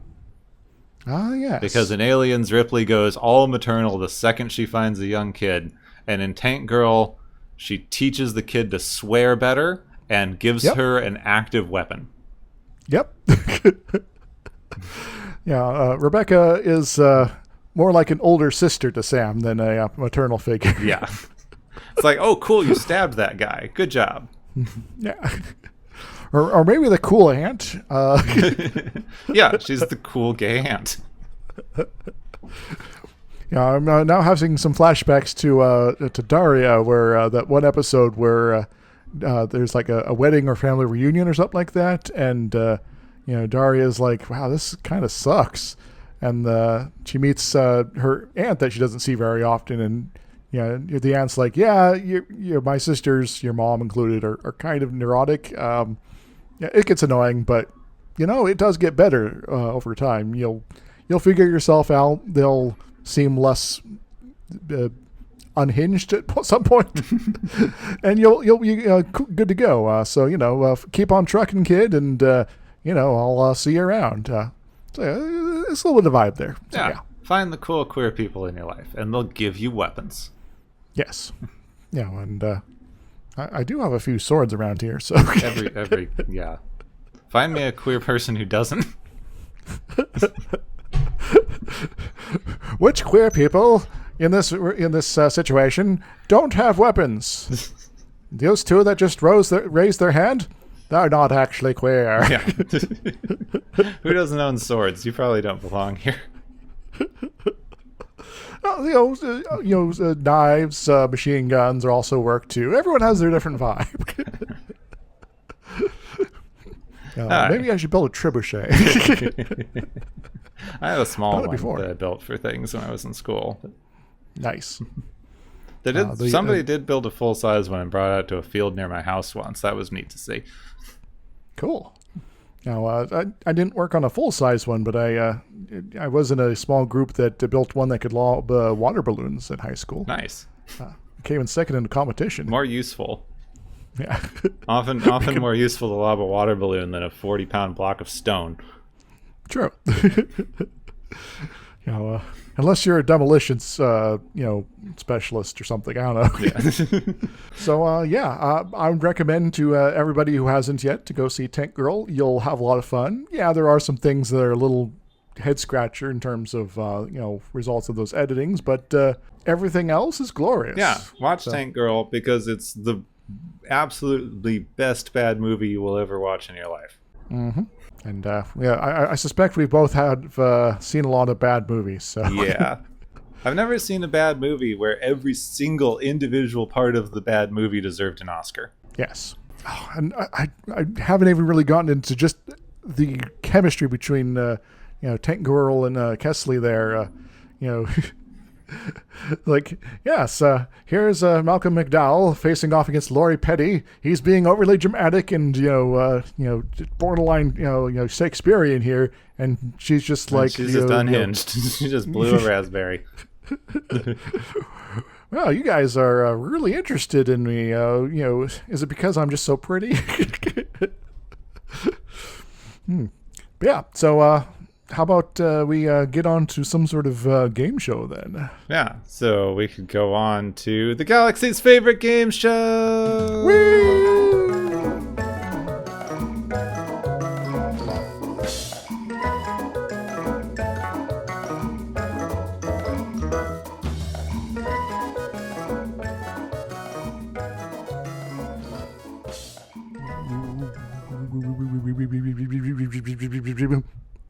Ba-da-da-dum, ba-dum, ba-da-da-dum. I'm doing a different list this time, Gabwin. Oh, no. Da-da-da-dum. That's because I didn't have the right thing open. Anyway. So, what does Picard welcome, win? everybody. Welcome, everybody, to the galaxy's favorite game show, this time on the desert planet or Earth. Yeah, sometimes in the Australian outback. I'm doing a different voice this week because why not? Because you can't do an Australian accent, like everyone in this movie. I know, so I have to do some sort of accent. I'm doing my old reporter voice. It's not quite transatlantic, but I'm working on it. So the first prize to hand out here from our various contestants here was, we racked up lots of big scores here, and also lots of explosions apparently. Is the Madame for being super fancy and vain while being okay with pimping out young underage girls. She gets the goons style prize. Yes. This ne'er-do-well is it's like, I'm going to be all, sinister for no real reason because I kind of run this place, and I guess I'm greedy. But come on, lady, stop treating people like slaves. What does she win, Gavin? She wins some bling because she's got the dress, but she needs to be covered in jewelry and gold chains and things because the symbolism of running a slave thing and being covered in gold chains symbolizing your enslavement by the economic system in which you are perpetuating writes itself. Indeed. Instead she decides to go for this kind of weird haircut that's easy to snip off with some scissors here. Our second prize is the Best Toys prize, which goes to Tank Girl, Jet, and Sam for having some rather useful tools at their disposal. I mean, who doesn't love using military hardware to fight crypto-fascists, or corporal-fascists? There we go. And also, stabby ball. That's always cool. What do they win, Gavin? Also crypto-fascists, because don't trust those fucks either. Yes. Also, don't trust people that are into crypto that are also fascists, but not crypto-fascists. Yeah.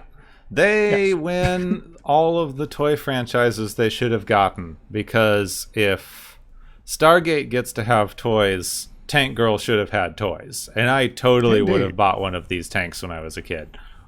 Some sort of M5 A something or other tank here, going around the corporate desert here to blow up all the goons and the paramilitary types, and yes, zoom zoom, haha.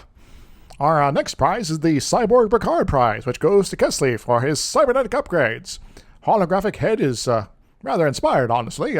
What does he win, Captain? He wins some damned imagination. I get that he's a corporate stooge who has no imagination. Like, you have a holographic head.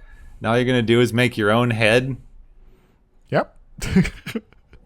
Because, the corporate branding or something like that. He's the head of the corporation, so he has to keep his old head, despite it just being not his old head. Also, where's his brain? Anyway, the next prize is the This Is My First Soda prize, which goes to the Rippers for being anthro kangaroos who kick ass and don't jive with the squares over at Water and Power. What do they win, Captain? They win the same thing I'm probably going to give every actor who had to do this, is a nice cold drink. So they had to run around in a 40-pound fursuit in the middle of Tucson, Arizona. Indeed. That's deadly weather there for them. And, their fursuits are perhaps a little bit heavier than the typical ones there, but I guess the nice thing is that they're not just made out of carpet and foam. They might have had some means to keep them ventilated. They did, but I visited a friend of mine in Tucson because I grew up in Arizona, and I forgot to take a 6-pack of soda out of my car. And every single one of them exploded. Oof. So I don't want to be in Tucson at any time of year wearing that kind of outfit. Yes. So, no furry conventions at Tucson, please. Our next prize is the Berserker Button prize, which goes to the Rippers, justified, for being pissed for one of their own is killed, as well as Dr. Prophet, and less justified to Kesley for, being made, getting all, alpha dog and angry at because he gets made fun of by Tank Girl.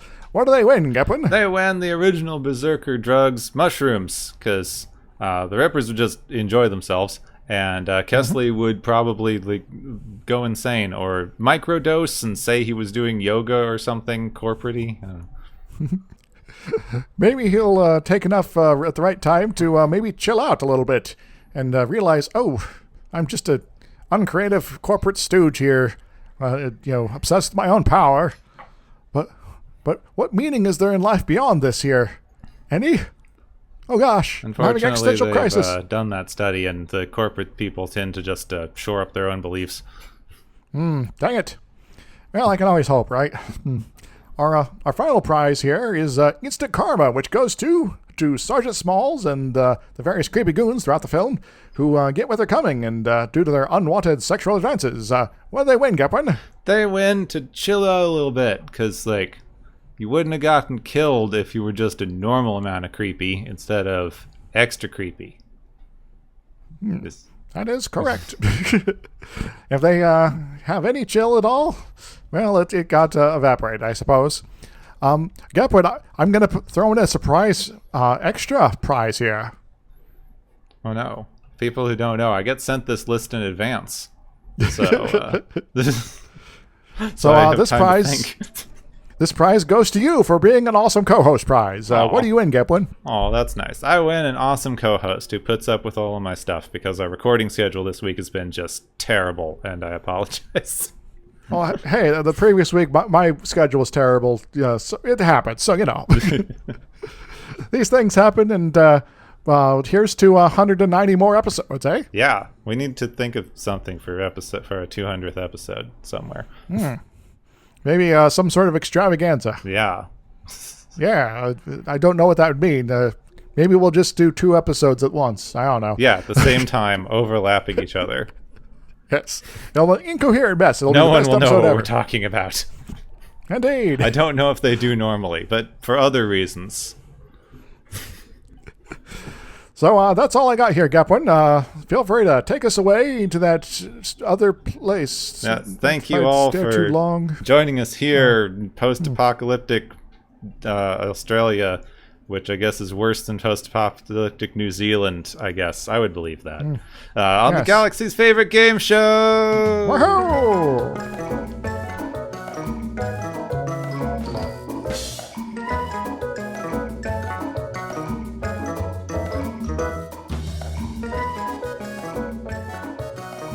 All right, can you believe that they tried to cast a different actor for this movie? Who? Emily Alice Lloyd Pack, known as Emily Lloyd, who I don't know a lot of what she did, but They apparently wanted her, and then they did a big show of casting a bunch of people, doing like this giant casting call. Apparently 2 of the Spice Girls might have met during this as they were auditioning, and then they got her in. The rumor is that she didn't want to cut her hair. That's like somewhat unsubstantiated, but something the cast keeps saying in interviews. But she just wasn't working out for some reason, and then like Lori Petty is just Tank Girl, just by herself. Yeah. This is just how she is. Yes. So they're like, well, this is suddenly become a very easy casting decision here. So, yoink. Yeah. So worked out really well. I mean, too bad they ruined the movie in editing, but she's certainly giving the performance of a lifetime in this thing. Oh. That's why if they do remake, they got to bring her back. Yeah, she's got to at least be like Tank Girl's, I don't know, like muse or something, benefactor, mom. The house mom before it gets raided. Or, maybe have her be the madame. Yeah, you'd have too much modern... They'd cast a modern comedian, and there'd be way too much of that like modern style of ad-libbed comedy for Tank Girl to work now. That's I like that style. I like enjoy movies that do that, but I don't think it would work for this. Yeah, it would kind of flow it outside of the vibe of the film. Yeah. Like I was thinking about Bottoms, and if anybody from that could do well, but like I think the vibe's different. That's an amazing movie that everyone should see, but like the vibe just doesn't work. It's a too different vibe. I haven't seen anybody who has this vibe recently. Indeed. Yeah, just kind of a shame. Maybe that's our problem. There's not enough actors that have a Tank Girl vibe. Yeah, somebody fan casts modern Tank Girl for me, because I don't know actors well enough anymore. So everyone who's listening, that's your homework for next week. Someone who doesn't remember 9/11, fan cast Tank Girls. Yes, that's like everyone in the class I teach. Anyway. I did look up Emily Lloyd real quick. She was apparently in Riverworld. Wait, which one was that? Was that weird fucking sci-fi miniseries? TV movie. American astronaut dies, reincarnated with a people planet called Riverworld. Yeah, that thing. That was terrible. I love it. Yeah, he meets Mark Twain, and they have a riverboat in the afterlife. They have an afterlife riverboat. Yep. It makes no fucking sense. Yeah, I think my dad had read the source material for that film there, and it was sort of a case of this sounds rather insane. Like they just all sorts of random historical figures just show up as well as along with everyone else. Yeah. No one knows what's going. It's a movie that is so incoherent. It's beautiful. It's certainly not good. I wouldn't even recommend watching it. But like, there's something just fascinating about the whole mess. Yep.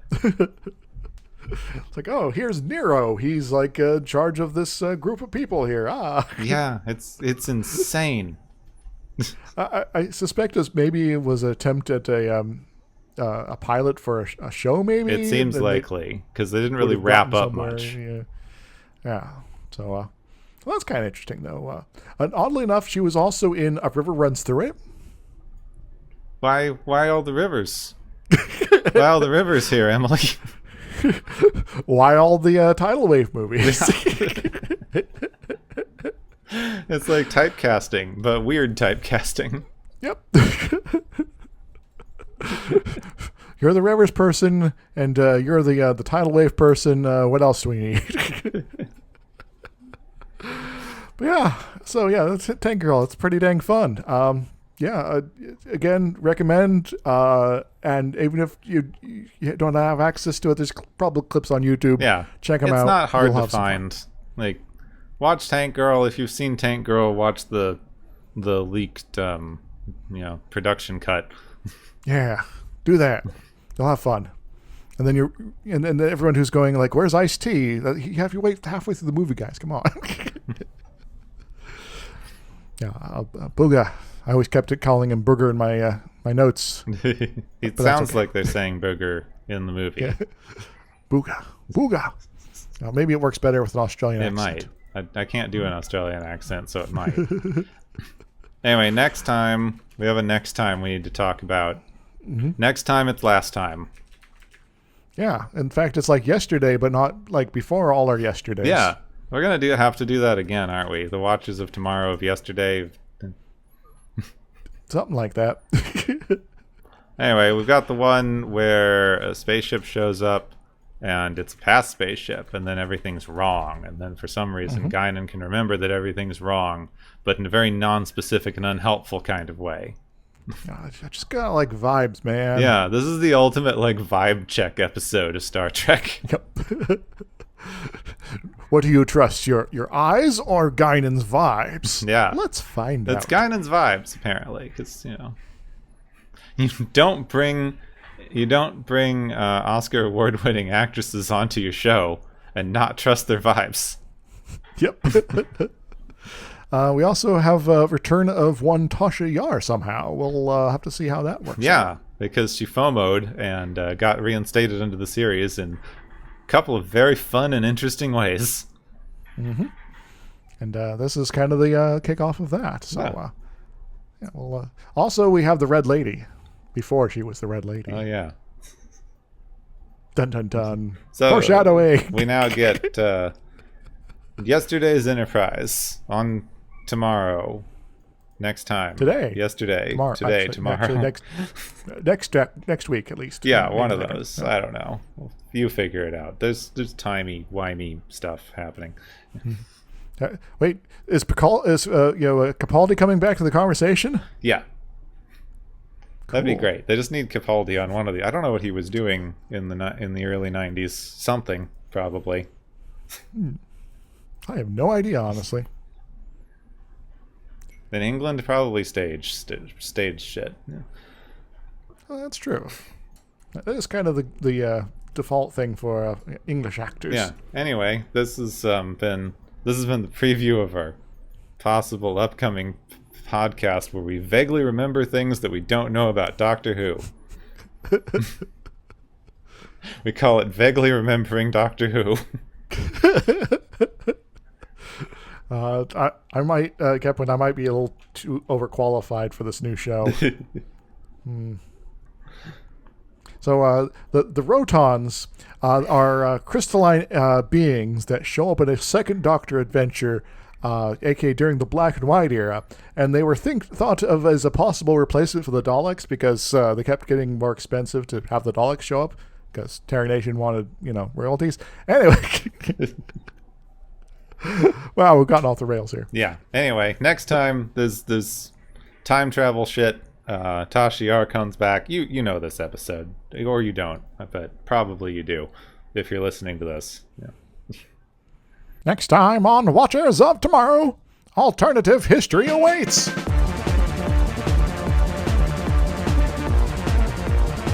You have been listening to Watchers of Tomorrow, a podcast on science fiction media. Find and follow Watchers of Tomorrow on Podbean, YouTube, Spotify, iTunes, Google Play, Stitcher, Pocket Cast, Spreader, Digital Podcast, and perhaps many more to come. If you enjoy our podcast, make sure to subscribe for more. And where possible, make sure to rate your experience or leave us a review. You may find Gepwin on youtube.com/Gepwin and Twitter @Gepwin. You may find me, Dr. Isix, on youtube.com/Dr. Isix and Twitter @IsixLP. Music is Waveform and Maury's Principle, both by DRKRN. You can also check out the Watchers of Tomorrow Discord channel. Make sure to share the experience with your friends, family, enemies, and alien overlords. If you feel you are suffering from transporter syndrome, please be aware that the next time you step off the transporter, that you, that is now, no longer exists.